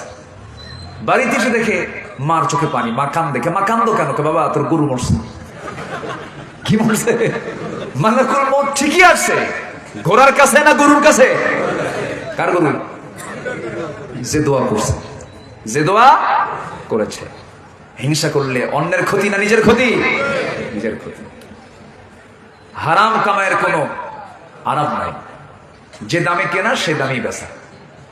100 গোটা রাত পরিশ্রম কইরা, খুব রিস্ক নিয়ে, হাই রিস্ক নিয়ে ঘোড়া একটা চুরি করে আনছে বাড়িতে। সকাল হয়ে গেছে, ছেলেকে ডাক দিয়ে বলে, বাজান গোটা রাত পরিশ্রম করছি, ঘোড়াটা আনছে চুরি কইরা, বাবা তুই একটু ঘোড়াটা বেচে আয়, আমি একটু ঘুমাই। ছেলেকে পাঠায় দিছে বাজারে ঘোড়া বিক্রি করার জন্য। এক বিক্রেতা এসে বলে, ভাই ঘোড়ার দাম কত? এত। ঠিক আছে, সব মিটমাট ঠিক আছে, কিন্তু ঘোড়াটা একটু দেখতে হবে। তো ঘোড়ায় চড়ে আমি একটু একটা চক্কর মারি। তো ঘোড়ার উপরে চড়ে একটা চক্কর মারছে, এমন চক্কর মারছে, এমন দূরে গেছে আর আসে না। সন্ধ্যা হয়ে গেছে, ঘোড়ার ফেরত নাই। চলে আসছে বাড়িতে। বাপ বলে, বাজান ঘোড়ার দাম কত পাইলা? আব্বা, যে দামে কেনা সেই দামই বেচা। কি যে দামে কেনা সে দামে বেচা, কোনো লাভ নাই, হারামের কোনো আরাম। আমার ইমানটাকে যত্ন করব, জোরে বলি ইনশাআল্লাহ। ইমানের যত্ন আমরা করব, ইমানের জন্য আমরা প্রয়োজনে দুনিয়া থেকে বিদায় নেব, বাতিলের শক্তির কাছে মাথা নত করব না। যেমন করে সাহাবীদের জীবনগুলো আমরা দেখেছি, শুনেছি, তাদের ইতিহাসগুলো আমরা কিতাবের মধ্যে পড়েছি। হাসতে হাসতে দুনিয়া থেকে বিদায় নিয়েছেন, কিন্তু বাতিলদের কাছে মাথা নত করেন নাই। কে না জানেন ইতিহাসগুলো কম বেশি, সবার কম বেশি জানা আছে। বেলাল মারা যান নাই, কিন্তু মরার মতো হয়ে গিয়েছিলেন। রাসূল বললেন, ও সাহাবীরা কে আছো, আমার বেলালকে মুক্ত করে আনবে, আল্লাহ তাকে জান্নাত দিয়ে দিবেন। সাইয়েদনা আবু বকর কোটি কোটি টাকার মালিক ছিলেন, মিলিয়নার ছিলেন, বিলিয়নার ছিলেন। নবীর সামনে দাঁড়িয়ে বলছেন, ইয়া রাসূলুল্লাহ, আপনি যখন জান্নাতের কথা বলে দিলেন, কোনো চিন্তা নাই, যা লাগবে আমি আবু বকর বেলালকে মুক্ত করে আনবো। তার মনিব উমাইয়ার সামনে গিয়ে স্বর্ণ মুদ্রার নিক্ষেপ করলেন তার মুখের উপরে। বলেন, উমাইয়ারে কত স্বর্ণ মুদ্রা লাগবে, সব তোকে দিয়ে দেব, জান্নাতটা কিনে নিয়েছি, আমার বেলালকে তুই মুক্ত করে দে। বেলালকে মুক্ত করে এনে নবীর সামনে হাজির করালেন। নবজি মাথা থেকে পা পর্যন্ত দেখে বলছেন, বেলাল রে, তোর যেই জখমওয়ালা রক্ত, তোর এই জখমওয়ালা দেহ, এই যে রক্ত তোর শরীর থেকে ঝরলো বেলাল, বেশি দিন দেরি নয় বেলাল, এই জমিনে আল্লাহর দিন কায়েম হয়ে যাবে। আমার ভাইরা, দিন শুধু গ্রহণ করেছেন, মদিনায় হিজরত করে একজন সাহাবী খবাইবকে মক্কার কুরাইশরা ধরে আনলো মদিনা থেকে, মদিনার উপকণ্ঠ থেকে ধরে এনে জেলখানায় আটকা রাখলো। বলা হলো, খবাইব ঈমান ছেড়ে দে। কি ছেড়ে দে? ঈমান ছেড়ে দে। খবাইব বলেন, ঈমান তো ছেড়ে দেওয়ার জন্য ঈমান আনি নাই, হাসতে হাসতে দুনিয়া থেকে বিদায় নেব, ঈমানটা কখনো ছাড়বো না। সাইয়েদনা খবাইবকে ধরে নিয়ে তারা মারতে মারতে পিঠের চামড়া তুলে ফেলে দিল, রক্তাক্ত করে ফেলে দিল, শেষ পর্যন্ত তার খাবারটা বন্ধ করে দিয়েছে। সঙ্গে সঙ্গে আল্লাহর ফয়সালা, খবাইবের খাবারের জন্য আল্লাহ তাআলা জান্নাতের খাবার বাজেট পাস করেছে। মারিয়ামের মতো, মারিয়াম দুনিয়াতে বসে কিসের খাবার খেয়েছিলেন? জান্নাতের খাবার খেয়েছিলেন। খবাইব রাদিয়াল্লাহু আনহুকে আল্লাহ তাআলা জান্নাতের আঙ্গুর খাওয়ায় দিলেন। সেই জেলখানার মধ্যে তারা আটকে রেখেছে, শেষ রাতের দিনে আল্লাহর কালাম তেলাওয়াত করতেন, আল্লাহ তার সামনে জান্নাতের আঙ্গুরের ছড়া ঝুলায় রাখতেন। ফেরেশতা তার সামনে খাবারগুলো নিয়ে আসতো। 3 মাস 4 মাস যখন গত হয়ে গেল, খাবার ছাড়া একটা মানুষ তো বাঁচতে পারে না, বরঞ্চ খবাইবের চেহারারও সুন্দর চেহারায় রূপ নিল। সবাই বলল, বুঝতে পেরেছে আমরা খবাইবকে যদি বেঁচে রাখি, ঈমান গ্রহণের পরিমাণটা আরো বেড়ে যাবে, তাকে আমরা দুনিয়া থেকে বিদায় করে দেব। শেষ পর্যন্ত বলা হলো, খবাইব ঈমান যদি না ছাড়ো, আমরা তোমাকে দুনিয়া থেকে ফাঁসি কাস্টে ঝুলিয়ে তোমাকে দুনিয়া থেকে শুলে চড়ায় মেরে ফেলবো। খবাইব বললেন, তোমরা আমাকে কি করবে জানি না, তবে আমি খবাইব নাকের মধ্যে জান্নাতের ঘ্রাণ পাওয়া শুরু করে দিয়েছি। ধরা হলো, শেষ পর্যন্ত তাকে শুলে কাস্টে ঝুলিয়ে মারা হবে। বলা হলো, খবাইব রে, তুমিও কুরাইশ, আমরাও কুরাইশ, তোমার পরিবারের সঙ্গে কোনো কথা আছে নাকি, কোনো জানাশোনা আছে নাকি, কোনো তাদের সঙ্গে বোঝাপড়া আছে নাকি, কোনো শেষ কথা তুমি বলতে চাও নাকি? তুমি যদি বলতে চাও, আত্মীয় স্বজনের সঙ্গে তোমার মিট করায় দেবো, তোমাকে আমরা ফাঁসির মঞ্চে ঝুলিয়ে মারবো। খবাইব বললেন, শোনো আমার ভাইয়েরা, তোমরা আমাকে যে হুমকি ধামকি দিচ্ছ, মৃত্যুর ভয় দেখাচ্ছ, আমি কাউকে পরোয়া করি না, মৃত্যুর ফয়সালা হয় আসমানে। সুবহানাল্লাহ। এবার তিনি বলছেন, তোমরা যদি আমার শেষ ইচ্ছা পূরণ যদি করতে চাও, আমার পরিবার লাগবে না, আমার পরিজন লাগবে না, আমার ছেলে মেয়ে সন্তানাদি কেউ লাগবে না, শুধু আমার শেষ ওসিয়ত যদি তোমরা যদি পূরণ করতে চাও, আমাকে তো ওযুর পানি দিয়ে দিব, ওযু বানাবো, নামাজে দাঁড়ায় আমি আমার মহান প্রভু আল্লাহর সঙ্গে কথা বলবো নামাজের মধ্যে। ওযুর পানি দেওয়া হলো, ওযু বানালেন, নামাজে দাঁড়ায় গেলেন, নামাজ শুরু করেছেন। সাইয়েদনা খবাইব নামাজ পড়তেছেন, প্রথম রাকাতে আস্তে আস্তে পড়লেন, দ্বিতীয় রাকাতে নামাজ পড়তে নিয়ে ভাবলেন, নামাজ যদি লম্বা করি কাফের মুশরিকরা ভাববে খবাইব বুঝি মৃত্যুর ভয়ে নামাজ লম্বা করছে। এই চিন্তা মাথায় নিয়ে করলেন কি, দ্বিতীয় রাকাতটা তাড়াতাড়ি করে শেষ করলেন। শেষ করে হাত উঁচু করে দোয়া করে বলতেছেন, আল্লাহ তাআলা, বুঝতে পেরেছি আল্লাহ, আমার মনে হয় হায়াতটা বেশিক্ষণ না, আমি মরে যাবো, কারণ নাকের মধ্যে জান্নাতের ঘ্রাণ পাচ্ছি। আমি যদি দুনিয়া থেকে বিদায় নিয়ে নিই আল্লাহ, আজকে 4 মাস গত হতে চললো, রাসূলকে আমি দেখি না, রাসূলকে আমি কাছে পাই না, আমি যদি দুনিয়া থেকে বিদায় হয়ে যাই, ও আল্লাহ, আমার তোমার দরবারে প্রার্থনা, আমার বিদায় সালামটা তুমি আল্লাহ নবীর দরবারে পৌঁছায়া দিও। এই দোয়া করে তিনি দোয়া সম্পূর্ণ করলেন। ফাঁসির মঞ্চের দিকে তিনি দৌড়া দৌড়া চলে যাচ্ছেন। সবাই বলে খোবাইব কেউ মৃত্যুর জন্য দৌড়ায় নাকি? খোবাইব বলছেন তোমরা আমাকে ফাঁসির মঞ্চের দিকে নিয়ে যাচ্ছ, আল্লাহ আমাকে জান্নাতের 8টা দরজা আমাকে দেখায় দিতেছে। খোবাইব রাদিয়াল্লাহু তাআলা নবীর দরবারে সালামটা পৌঁছায় দিলেন। নবীর দরবারে সালাম পৌঁছার সঙ্গে সঙ্গে আমার নবীজি দাঁড়ায় গেলেন। সাহাবায়ে কেরাম সামনে বসা, হঠাৎ করে দাঁড়ায় গেলেন। রাসূল বলছেন সালামুন আলাইকা ইয়া খুবাইব, সালামুন আলাইকা ইয়া খুবাইব। হে খুবাইব তোমাকে সালাম, হে খুবাইব তোমাকে সালাম। এই সালাম শোনার সঙ্গে সঙ্গে সাইয়েদনা ওমর ফারুক বলছেন ইয়া রাসূলুল্লাহ, আমাদের খুবাইবের কি হয়েছে যার জন্য আপনি সালামটাকে বারবার দিচ্ছেন, এর কারণটা কি? রাসূল বলছেন আমার সাহাবীরা রে, আমার খুবাইব তো দুনিয়াতে বেঁচে নাই, জান্নাতের পাখি হয়ে জান্নাতের মধ্যে আমার খুবাইব উড়ে বেড়াতেছে। খুবাইবকে ধরে নিয়ে শুলে কাস্টে ঝুলানো হলো, 2 হাত 2 পা বাঁধা হলো। একজন কাফের এসে বলতেছে ওরে খুবাইব, তোর এই জায়গা দিয়ে তোকে না ঝুলায় রেখে যদি মুহাম্মদকে ঝুলায় রাখতে পারতাম কতই না ভালো হতো। নবীর প্রতি তার কি প্রেম, নবীর প্রতি তার কি মহাব্বত। নবীর বিরুদ্ধে এমন কথা শোনার সঙ্গে সঙ্গে করলেন কি, হাতে কোনো বল নেই কারণ হাতটা বেঁধে ফেলে দিয়েছে, পায়ে কোনো শক্তি নেই, পায়ে তার শিকল লাগানো। এই সময় করলেন কি, ওই সাহাবী খুবাইব মুখের ভিতরে অনেকগুলো থুতু জমা করলেন। জমা করে যে ব্যক্তি নবীর বিরুদ্ধে কথা বলেছে তার মুখ বরাবর থুতু নিক্ষেপ করে বলছেন ওরে জাহান্নামের নরকীট, তুই জেনে রাখিস আমার চোখের সামনে আমার নবীর একটা পশমের ক্ষতি হবে আমি তাকে হালে ছেড়ে দিতাম না। এই আচরণ করার সঙ্গে সঙ্গে একজন কাফের এসে সাইয়েদনা খুবাইবের ডান হাতে একটা আঘাত করলো, হাতটা ছিটকে পড়ে গেল। বাম হাতে আঘাত করলো, বাম হাত ছিটকে পড়ে গেল। সঙ্গে সঙ্গে খুবাইবের মুখে আওয়াজ দিয়ে হাসির আওয়াজ শোনা যাচ্ছে। সবাই বলল খুবাইব তোমার একটা করে হাত কাটতেছে, তুমি চিৎকার মেরে মেরে হাসো কেন, কি হয়েছে? খুবাইব বলছেন তোমার আমার একটা করে অঙ্গহানি করে দাও, আল্লাহ তাআলা আমার জান্নাতের ভিতরে জান্নাতের হুরগুলো আমাকে একটা একটা করে দেখায় দেয়। শেষ পর্যন্ত নেজা তরবারি দিয়া বুক বরাবর মেরে দিল, পিঠ দিয়ে বের হয়ে গেল। খুবাইব দুনিয়া থেকে বিদায় নিয়ে নিলেন। খুবাইব আরশ আজিমের আল্লাহ তাআলার সবচাইতে কাছের মেহমান হয়ে গেলেন। আমার বন্ধুগণ, এই খুবাইব রাদিয়াল্লাহু তাআলা ইচ্ছা করলে পরিমাণটা ছাড়তে পারতেন, ফাঁকিবাজি করতে পারতেন, মুনাফিকের পথ অবলম্বন করতে পারতেন, কিন্তু হাসি মুখে জীবনটা তিনি বরণ করে দিয়েছেন, জীবনটা তিনি দিয়ে দিয়েছেন, উৎসর্গ করে দিয়েছেন। কিন্তু ঈমানটা কারোর সামনে তিনি হারাতে দেন নাই। জোরে বলুন সুবহানাল্লাহ। এই জন্য আমরা ঈমান আনবো, ঈমানের যত্নের দরকার আছে না নাই? আজ তো যত্ন আগে না ঈমান আগে? ভালো করে কর, যত্নই তো আগে। ঈমান আনছেন কিন্তু যত্ন নাই, তাহলে কি হলো? প্রস্তুতি আগে। ইয়া আইয়ুহাল্লাযীনা আমানু ইসতাঈনু বিস-সাবরি ওয়াস-সালাত, ধৈর্য আগে, এরপরে সালাত। নামাজে দাঁড়ায় ইমাম যদি সূরা একটু লম্বা করে, মুসল্লি করে, হুজুর কি আলিশা হুজুর নাকি? এরকম আছে না? বলেন, নামাজ যদি লম্বা করে মাঝে মাঝে পিছন থেকে লোক মধ্যে এরকম আছে না নাই? মানে বুঝায় দেয় হুজুর তাড়াতাড়ি নামাজ শেষ করে। তাহলে এখন বলেন, তাহলে কি ধৈর্য আগে না নামাজ আগে? ধৈর্য আগে। মাহফিলে ওয়াজ শোনা আগে না ধৈর্য আগে? আপনি যদি না বসতেন তাহলে কি ওয়াজ করতে পারতাম আমি? ওয়াজ মাহফিল হতো? এই যে ধৈর্য নিয়ে বসে আছেন, এটা বিশাল বড় একটা উপকার, বিশাল বড় একটা ঈমানের গুণ। এটা বলি আলহামদুলিল্লাহ, জোরে বলি আলহামদুলিল্লাহ। সম্মানিত ভাই, দিয়েন না ফ্যান, এটা ক্ষতি হবে আমার। একটু ঘেমে যাই, সমস্যা নাই, ফ্যান দেওয়ার দরকার নাই। ফ্যান দিলে এই ঠান্ডা বাতাসটা বসে যায়, ওই যে ঘামগুলো বসে ঠান্ডা লেগে যায়, সমস্যা হয়। মাহফিল তো এক রাত না, মাহফিল তো সব রাত। আগামীকালকে মাহফিল বেশি দূরে না, মাত্র বরিশাল, তাই না? হ্যাঁ, ধান নদী খাল এই 3 বরিশাল। আগামীকালকে মাহফিল আছে, তো আমি শেষ করে দিই নাকি? আলোচনা চলুক, আলোচনা চলুক, জোরে বলি ইনশাআল্লাহ, আর জোরে বলি ইনশাআল্লাহ।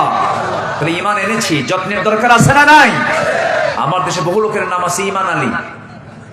কি নাম? ঈমান আলী। নামাজ পড়ে না। নাম হলো ফজর আলী। ঘুম থেকে ওঠে সকাল 10টায়।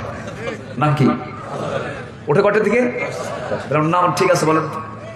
ফজর আলীতে কখন উঠবে? ফজর উঠবে। ফজর আলী উঠতেছে কটায়? 10টায়। নাম হলো আতর আলী। কি নাম? আতর আলী। পকেটে আতর না, আছে গাঁজা। কি আছে? গাঁজা। নাম হলো হিম্মত আলী। খুব সাহস থাকার কথা, কিন্তু সাইকেলের চাকা বাস চলে শীত হয়ে পড়ে। নাম হলো হিম্মত আলী। নাম হলো রমজান আলী। রমজান মাসে দুপুর বেলা ইফতার করে। নাম দিয়ে তো কাজ হবে না, বংশ দিয়ে কাজ হবে না। কুরাইশ বংশ নাম দিয়েও কোনো লাভ হবে না, কারণ কুরাইশ বংশে জন্ম নিয়েছে আবু লাহাব। আবু লাহাবের নামে যে সূরা আছে এটা রহমত না গজব? আবার কুরাইশ নামে সূরা আছে না নাই? কুরাইশ বংশে জন্ম নিয়েছেন মুহাম্মদ সাল্লাল্লাহু আলাইহি ওয়াসাল্লাম, কুরাইশ বংশের রাসূল। কুরাইশ বংশের আবু লাহাব বংশ দিয়ে কি করবেন? ইমান আছে, দাম আছে, ইমান নাই, দাম নাই, বংশ দিয়ে কোনো কাম নাই। নবীর বাপ হয়েও লাভ নাই, নবীর ছেলে হয়ে লাভ নাই, নবীর চাচা হয়েও লাভ নাই, কি লাভ হবে? তারপর প্রমাণ হলো ইব্রাহিম আলাইহিস সালাতু ওয়াস সালাম, তার পিতা হচ্ছিল একজন মুশরিক আযর। এত বড় নবীর বাপ হওয়ার পরও নবী ইব্রাহিম আলাইহিস সালাম তার জন্য আল্লাহর কাছে সুপারিশ করতে পারবেন না, কারণ তার মধ্যে কি নাই? ঈমান নাই। নূহ আলাইহিস সালাতু ওয়াস সালাম তিনি যখন বললেন আমার কেনান তুই আমার দিকে আয়, তুই তো আমার সন্তান, ইসলামটা কবুল কর, সে কাফের ছিল। আল্লাহ বললেন ইন্নাহু লাইসা মিন আহলিক, সে তোমার কেউ না, পরিবারের কেউ না। ঈমান আছে, পরিবার আছে, ঈমান নাই, পরিবার নাই। কি কথা, কি কথা, কি বলেন দেখেন, কি কথা এটা? ইন্নাহু লাইসা মিন আহলিক, আল্লাহ তাআলা বলছেন নূহ কেনানকে ডাক দিও না, তোমার সন্তান তুমি ভাবতেছো, কিন্তু সে তোমার পরিবারের কেউ না, কারণ কি নাই? আসতে বলবেন না, কি নাই? আর আমার দেশে একই পরিবারের, হাজি পরিবারের 4 ছেলে 4 দল করে। 4 ছেলে কয় দল করে? 4 দল। 4 দল করা মানে কি? কোন দলকে আর দেশে বাদ থাকলো? কোনদিন কি আর ঝড় ঝাপটা আসবে? আসবে ঝড় ঝাপটা? একই পরিবারের 4 জন, 4 ভাই, 4 দল করে। যখন যে সব দল ক্ষমতায় থাকে আর 3 ভাই বলে ভাই 5 বছর চালা, এই 5 বছর তুই দেখবি আমাদের, এরপরে যখন আমরা ক্ষমতা আসবো তখন দেখবো তোকে। এটার নাম কি? ঈমান না মুনাফিকি? ঈমান না মুনাফিকি? যুগে যুগে এই মুনাফিক ছিল, আজও আছে না নাই? আজও আছে না নাই? আজও আছে। ঈমানদার কথা বলবে কয় জবানে? এক জবানে। এক জবানে কথা বলবে, 2 জবানে ঈমানদার কখনো কথা বলবে না। ঈমানদারের জবান হবে 2 না 1। ঈমানদার হবে ওয়াদা রক্ষাকারী, ঈমানদার হবে আমানত রক্ষাকারী। যার ওয়াদা নাই, যার আমানত নাই, তার ঈমানই নাই। লা ঈমানা লিমান লা হাদালা, লা ঈমানা লিমান লা আমানাতা লা, আও কামা ক্বালা আলাইহিস সালাতু ওয়াস সালাম। যার আমানত নাই, যার ওয়াদা নাই, তার ঈমানই নাই। কে বলেছেন? মুহাম্মদ সাল্লাল্লাহু আলাইহি ওয়াসাল্লাম। আল্লাহ তো নিজেই বলেছেন আল্লাযীনা হুম লিআমানাতিহিম ওয়া আহদিহিম রাউন ওয়াল্লাযীনা হুম আলা সালাওয়াতিহিম ইউহাফিজুন। আল্লাহু আকবার। সম্মানিত ভাইরা, অনেক কথাই তো মনে হচ্ছে, বলি, আরো বলি মনে হয়। বলবো? কারো কোনো আপত্তি নাই? জি, জোরে বলি ইনশাআল্লাহ। আল্লাহ কবুল করুন, আল্লাহ কবুল করুন, আল্লাহ কবুল করুন। তাহলে আমরা ঈমান এনেছি, যত্ন নেব না ইনশাআল্লাহ? 5 ওয়াক্ত নামাজ পড়বেন কারা কারা? হাত তুলে দেখান দেখি। 5 ওয়াক্ত নামাজ। হাত কিন্তু অনেক কিছু অর্ধেক তোলে আর চিন্তা করে হুজুর কি করি, মাহফিলে আসতে না তুললে কেমন হয়। একটু হাত উঠান না ভাই, একটু হাত ভালো করে উঠান দেখি। একটু আল্লাহ ভিডিও, আল্লাহর ক্যামেরাতে দুর্বল, তাই না? আপনি অর্ধেক তুললে আল্লাহ অর্ধেক মানে দেখবে না, মনে হয় না এরকম? আল্লাহ সব দেখে কিনা বলেন? আল্লাহকে শুধু বাইরে দেখে না, অন্তরটাও দেখে। অন্তর দেখে, পৃথিবীর কেউ দেখতে পারে? দেখি একটু হাতটা উঠান না, একটু হাতের নাড়াচাড়া করেন তো দেখি। মাশাআল্লাহ। বলি ইয়া আল্লাহ, আমাদেরকে 5 ওয়াক্ত সালাত আদায় করার তৌফিক তুমি আল্লাহ দিয়া দাও। জোরে বলি আমিন, আরো জোরে আমিন, আরো জোরে আমিন। কষ্ট পেলেন? নামাজ পড়লে কে খুশি হয়? নামাজ না পড়লে শয়তান কি করে জানেন? শেষ রাতের আগে এসে ওয়াজ করে। তাহলে শয়তানের ওয়াজ হয় কখন? আস্তে শয়তান ওয়াজ করে কখন? শেষ রাতে। আর পরহেজগার বান্দা আল্লাহর কাছে কান্দে কখন? শেষ রাতে। শেষ রাতে ঘুমানো মানে কি? শয়তান ওই সময় চান্স নাই। আর শেষ রাতে যে ঘুমায় না, শয়তানের কাছে পাত্তাই পায় না। আল্লাহু আকবার। ইমানদার ঘুমাবে আগের রাত্রে না শেষ রাত্রে? ইমানদার ঘুমাবে আগের রাতে না শেষ রাতে? এখন ইমানদার ঘুমায় কখন? সারা রাত মোবাইল তো আছে, মোবাইল রহমতুল্লাহ আলাইহি। এটা যে কি জিনিস, এটা যে কত সময় নষ্ট করে, এটা যে কত ক্ষতি করে, এটা যে কত সংসার ভাঙে, এটা যে কত ডিস্টার্ব করে। আল্লাহু আকবার। আল্লাহ তাআলা এটার অনিষ্ট থেকে জাতিকে হেফাজত করুন। জোরে বলি আমিন। চুয়াডাঙ্গা মাহফিল, রাত্রে খেতে বসছি, এক মুরব্বী এসে দোয়া করে, হুজুর দোয়া চায়, আমার বড় মেয়েটার জন্য দোয়া করবেন। কেন? কে বিয়ে দিছে? ঠাকুরগা। কে ঠাকুরগা বিয়ে দিলেন? 250 মাইল দূরে। এই বিয়ের ঘটক কে? হুজুর মোবাইল। তো বললাম মোবাইলকে ঘটক বানালেন? হুজুর দেইনি তো মোবাইল, এই জন্য দিয়েছি। অনলাইনে ক্লাস করে, সায়েন্সের ছাত্রী, ফিজিক্স কেমিস্ট্রি বায়োলজির ক্লাস করতে হয় অনলাইনে। ভালো একটা দিলাম যেন ভালো করে দেখতে পারে, কিন্তু ও যে আরেকটা লাইন খুঁজছে তা তো জানি না। ও নাই, 3 দিন খবর নাই। বললাম মা তুমি কই? কাব্বা আমরা ভালো আছি। কি কি আমি ভালো আছি না আমরা ভালো আছি? হ্যাঁ, আমি ভালো না আমরা ভালো? তাহলে মোবাইল আমি থেকে কি বানায়? হ্যাঁ, কি বরকত দেখেন। এমনি কি রহমতুল্লাহ আলাইহি কইছি, যদি কোনো মেয়ের বাবা মেয়েকে বিয়ে দিতে না পারে, খুব সমস্যা হলে একটা করে মোবাইল কিনে দিবে। কি কথা কি বুঝতেছেন আপনারা? কথা বুঝতেছেন? আল্লাহ তাআলা এই নেশা থেকে আমাদেরকে হেফাজত করুন, জোরে বলি আমিন। এক যুবক মোবাইল হারাইছে, মোবাইল হারায় আমারে বলে, হুজুর মোবাইলটা হারায় আমি বিধবা হয়ে গেছি। কি হয়ে গেছে? বিধবা হয়ে গেছে। বউ না থাকলে সমস্যা নাই, মোবাইল থাকতেই হবে। আমি তো মনে করি মোবাইল আসক্তি, গেমস আসক্তি, ইয়াবা গাছ আফিমের চেয়ে মারাত্মক ভয়ঙ্কর। খুব সাবধান। মোবাইল যাকে চালাবে তার মোবাইল ব্যবহার করা জায়েজ নাই, যে মোবাইলকে চালাবে তার জায়েজ।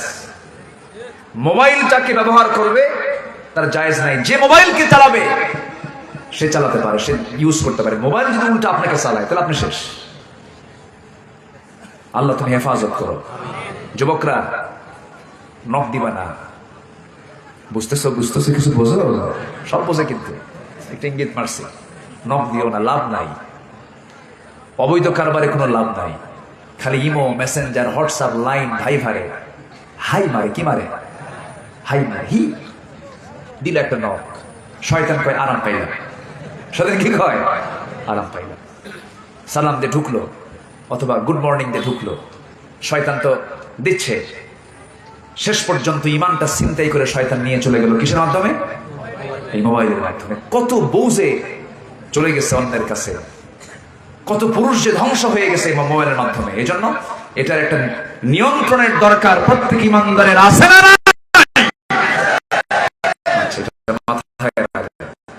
এটা খেয়াল করবো আমরা, জোরে বলি ইনশাআল্লাহ। নামাজ যার আছে, চরিত্র তার আছে। নামাজ ইমানদারকে নিয়ম শিখায়, শৃঙ্খলা শিখায়, সময় শিখায়। আল্লাহু আকবার বলে নামাজ পড়বো, সব আমার নিয়মের মধ্যে চলে আসবে। নামাজ কেন্দ্রিক জীবন করবো, দেখবেন সময় অপচয় হবে না। শয়তান ওয়াজ করে কোন রাতে? আজ থেকে কোন রাতে? দোয়া কবুল হয় বেশি কোন রাতে? শেষ রাতে।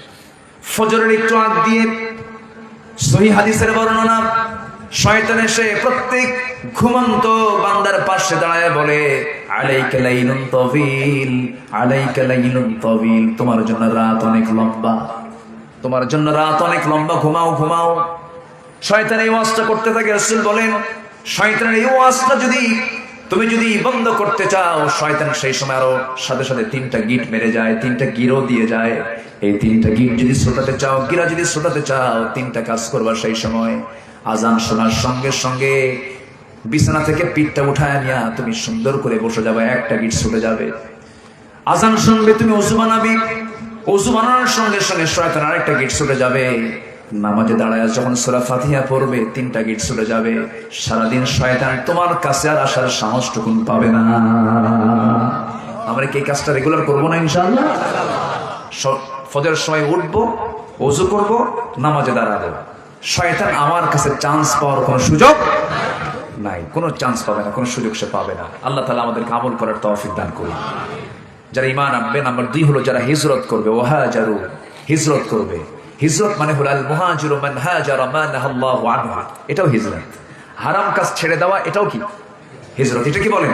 হিজরত। আবার দিন কায়েমের জন্য বাতিল শক্তি আপনার উপরে খেপে গেছে, কিছু সময়ের জন্য আপনার থাকতে পারলেন না, দেশ থেকে অন্য দেশে চলে গেলেন, এর নাম কি?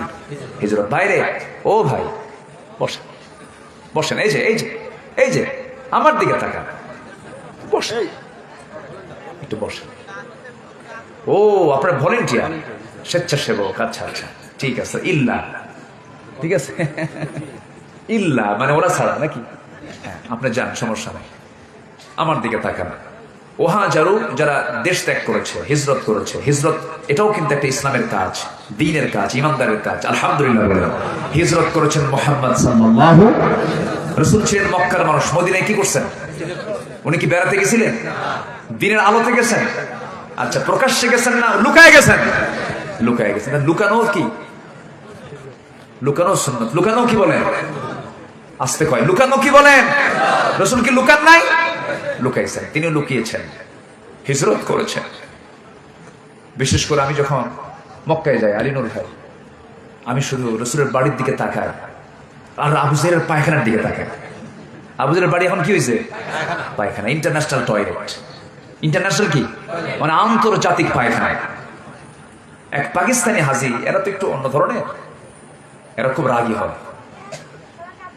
তো এক পাকিস্তানি হাজি ওই আবু জাহেলের পায়খানা, ওর বাড়িতে পায়খানা, মোহরা দিচ্ছে, হাঁটতেছে এরকম করে, বুঝলেন, খালি মানে ঝাঁকি মারতেছে, হাঁটতেছে।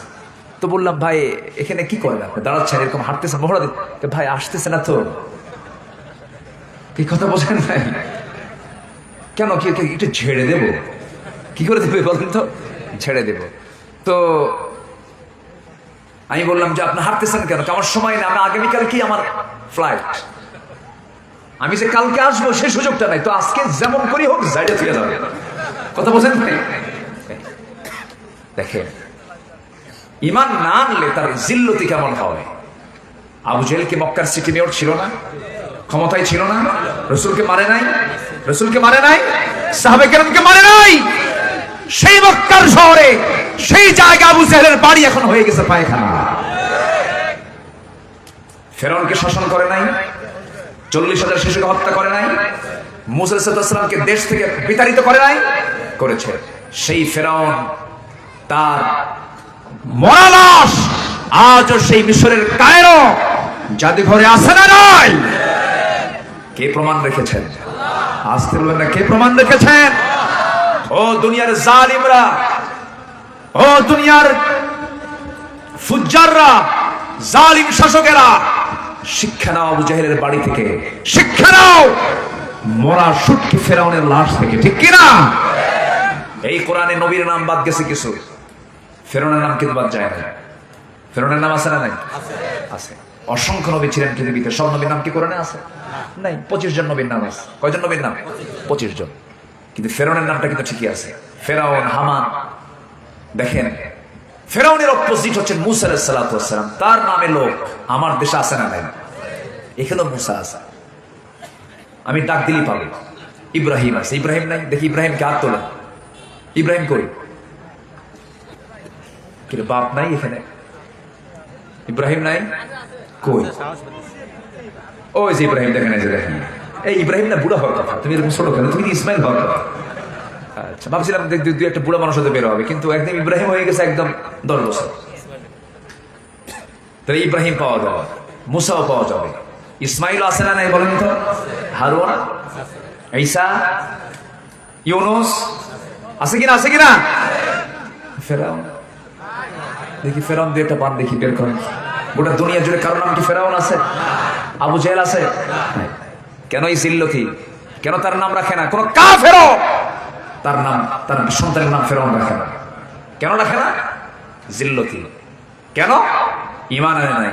ঈমানদার যারা, তাদের প্রতি জুলুম করেছে, এজন্য তাদের নামটাও ঘৃণা ভরে। একটা মুনাফিক ও একটা কাফেরও তাদের নাম রাখে না, ঠিক কিনা? এজন্য আমরা ঈমানদার হলে আমাদের দাম কমবে না বাড়বে? আমাদের মর্যাদা কমবে না বাড়বে?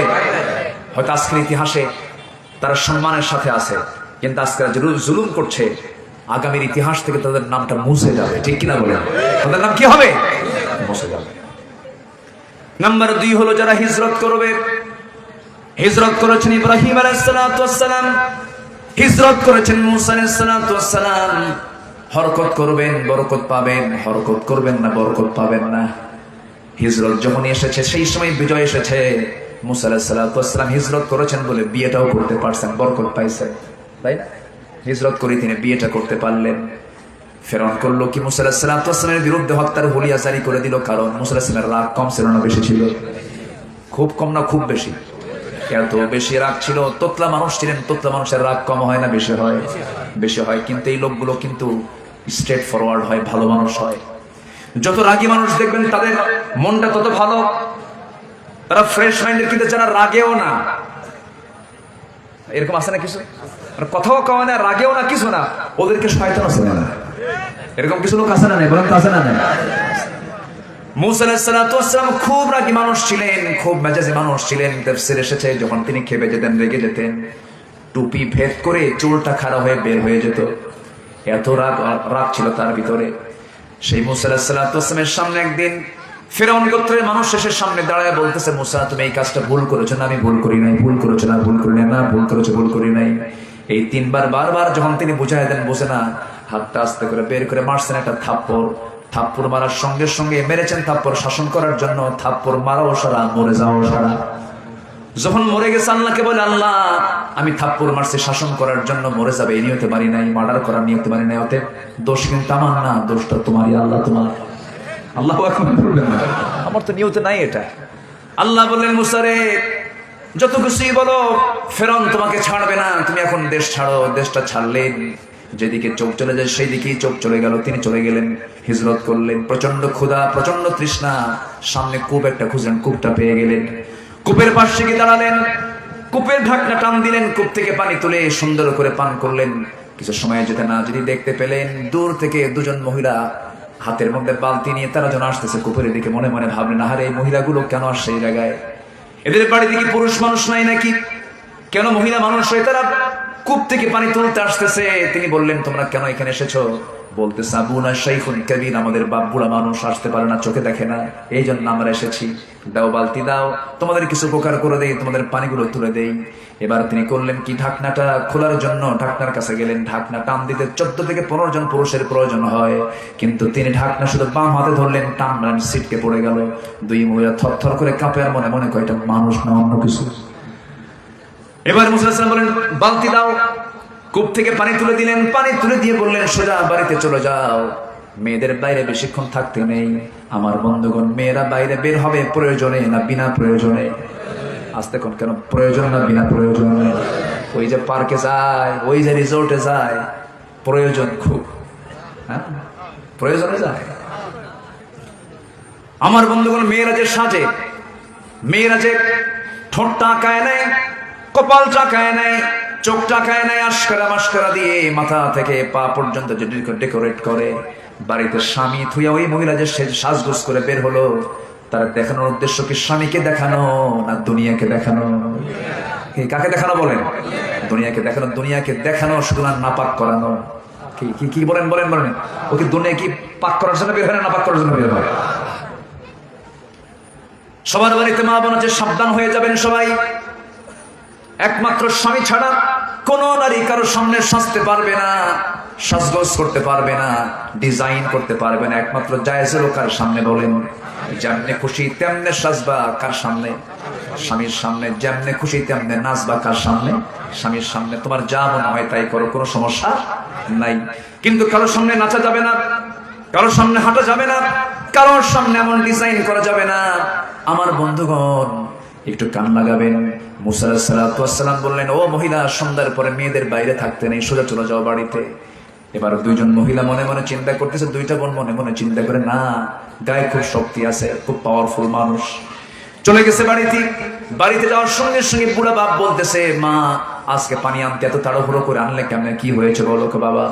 একজন শক্তিশালী যুবককে দেখতে পেলাম, ইন্নাহু কাবিয়্যুন আজিজ, খুব শক্তিশালী যুবক, খুব গায়ে শক্তি আছে, কূপের ধারে দাঁড়ায় আছে। বৃদ্ধ পিতা বলছেন, মা আমার বড় মেয়ে তুমি আগামীকালকে যাবে, আমার সালাম জানাবে, আর বলবে সেজন্য আমার সঙ্গে আমার বাড়িতে দেখা করার জন্য না, আমি তাকে দাওয়াত দিলাম। এই কথা বলে বড় মেয়েকে পাঠিয়ে দিল। বড় মেয়ে চলে আসলো, মুসার সামনে দাঁড়িয়ে বলতেছে, ও যুবক, আমার আব্বা বুড়া মানুষ আপনাকে সালাম জানিয়েছেন, আপনাকে আমাদের বাড়িতে তিনি দাওয়াত দিয়েছেন, যাবেন নাকি?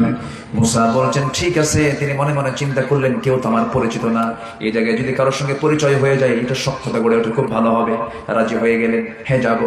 কিন্তু আমি যাবো কেমনে? বাড়ি তো চিনি না আমি, আমাকে চেনায় দেবে কে? মহিলা বলতেছে, আমি চেনায় দেব, আমি সামনে সামনে যাবো, আপনি আমার পিছে পিছে ফলো করবেন, আমি ডানে যাবো, আপনি ডানে যাবেন। মুসা আলাইহিস সালাতু ওয়াস সালাম ওই মহিলার এমন প্রস্তাব শুনে চক্ষুটা বড় করে বলছেন, মহিলা তুই কি কইলি আমারে?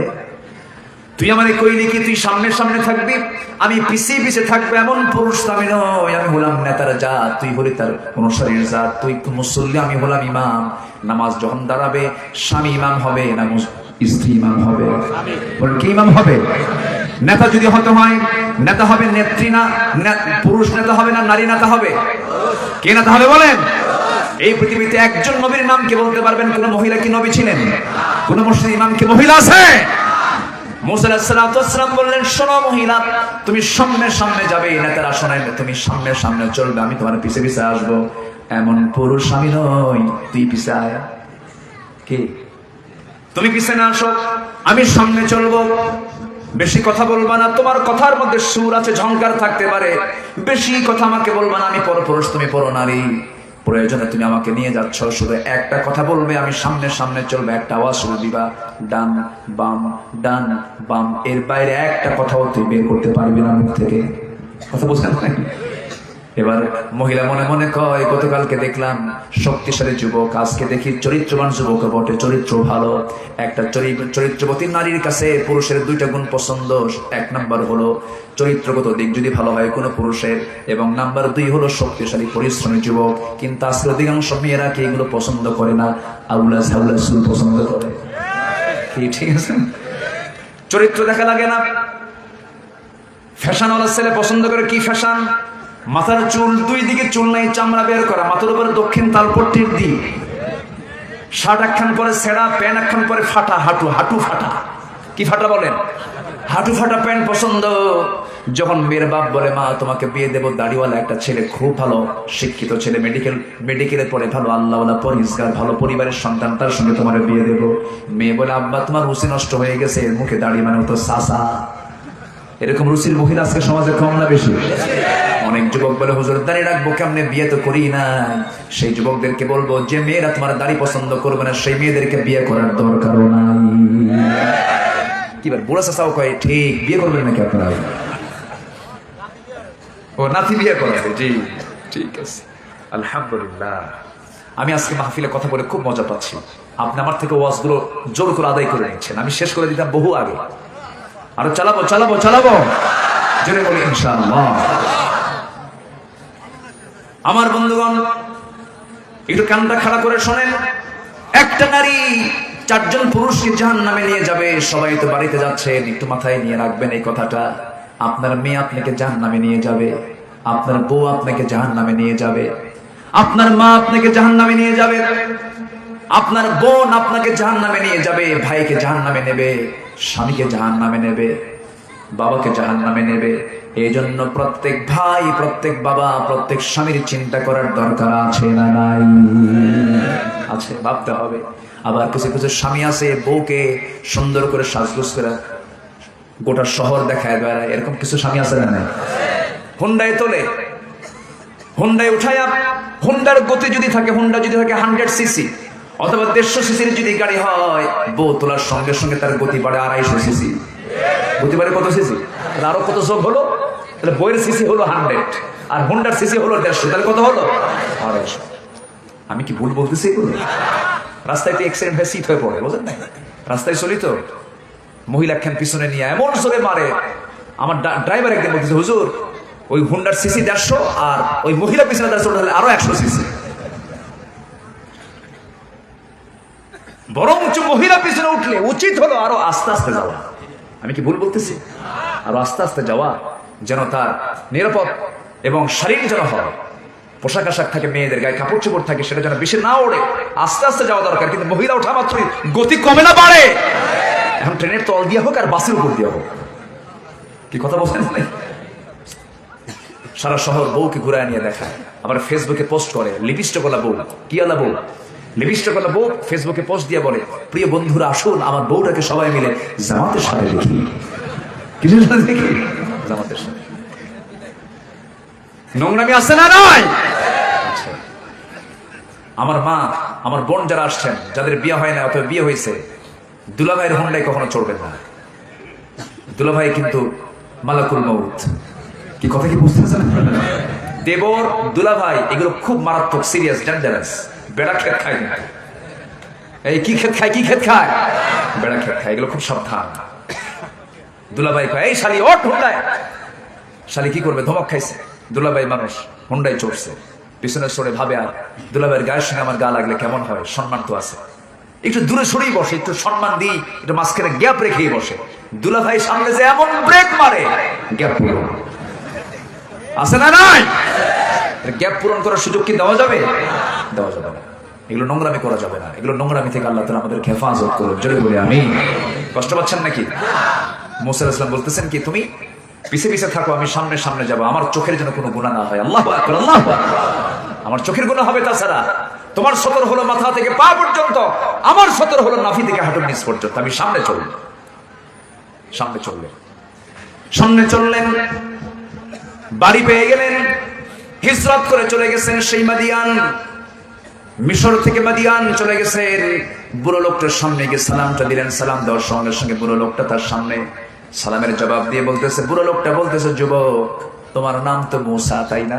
উনি অবাক হয়ে গেলেন, এত দূরে কষ্ট করে হিজরত করে আসলাম, যেন কেউ আমাকে না চেনে, কিন্তু এই লোকটা আমার চিনল, মনে হয় ফেরাউনের লোকটা হতে পারে। বড় ভয়ে লেগে গেল তার ভিতরে, আমার নাম জানলো কেমনে, টেনশন পড়ে গেলেন।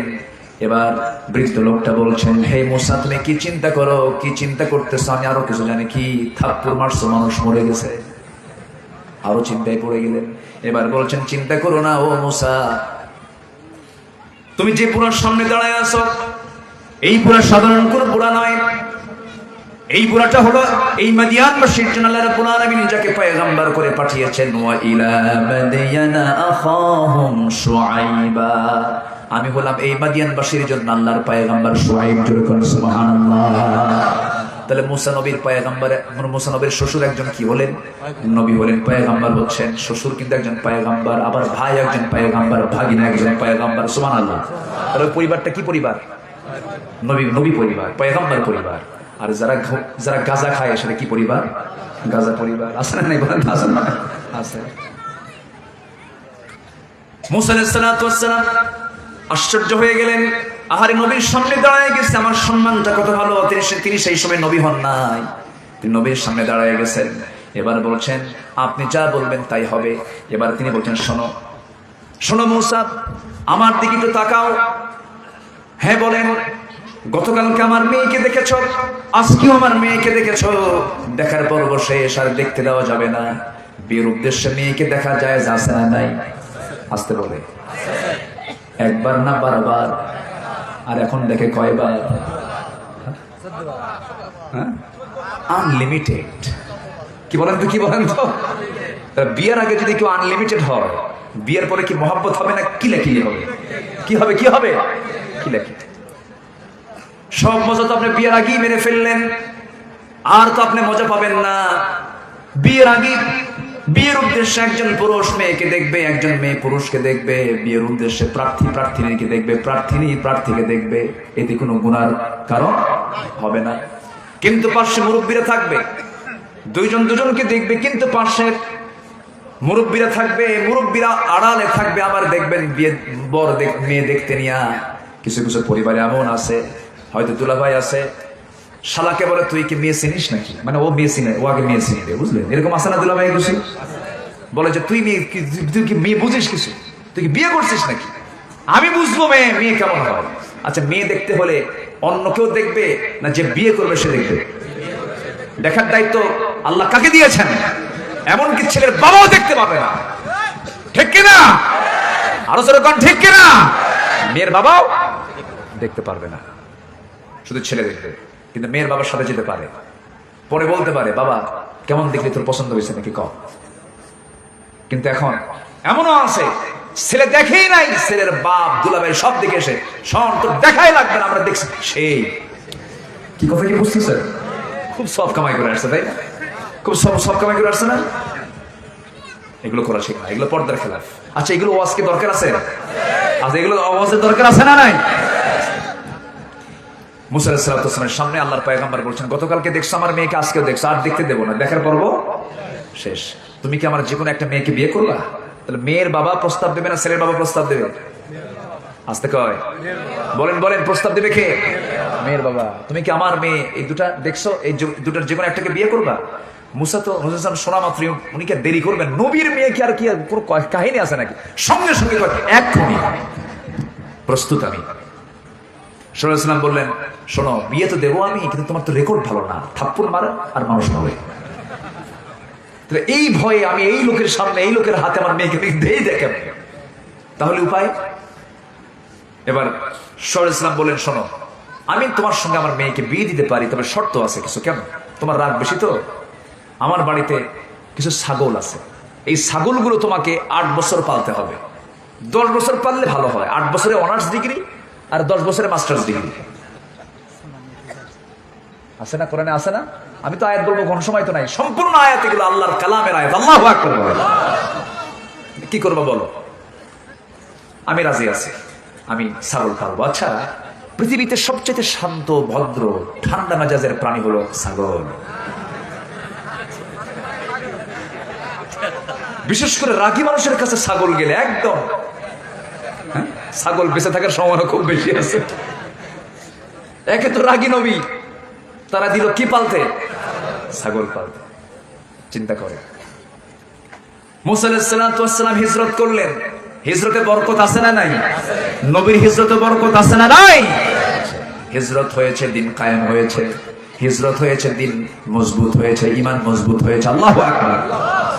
মুসা আলাইহিস সালাতু ওয়াস সালাম 8টা বছর নয় 10টা বছর ছাগল পালা সম্পন্ন করলেন। ইবনে কাসির এসেছে, সর্বশেষ দিন যেদিন তিনি ছাগল পালগুলো নিয়ে বাড়ির দিকে আসবেন মাঠ থেকে, হঠাৎ করে একটা ছাগল পাল থেকে একাকী দৌড় মেরেছে।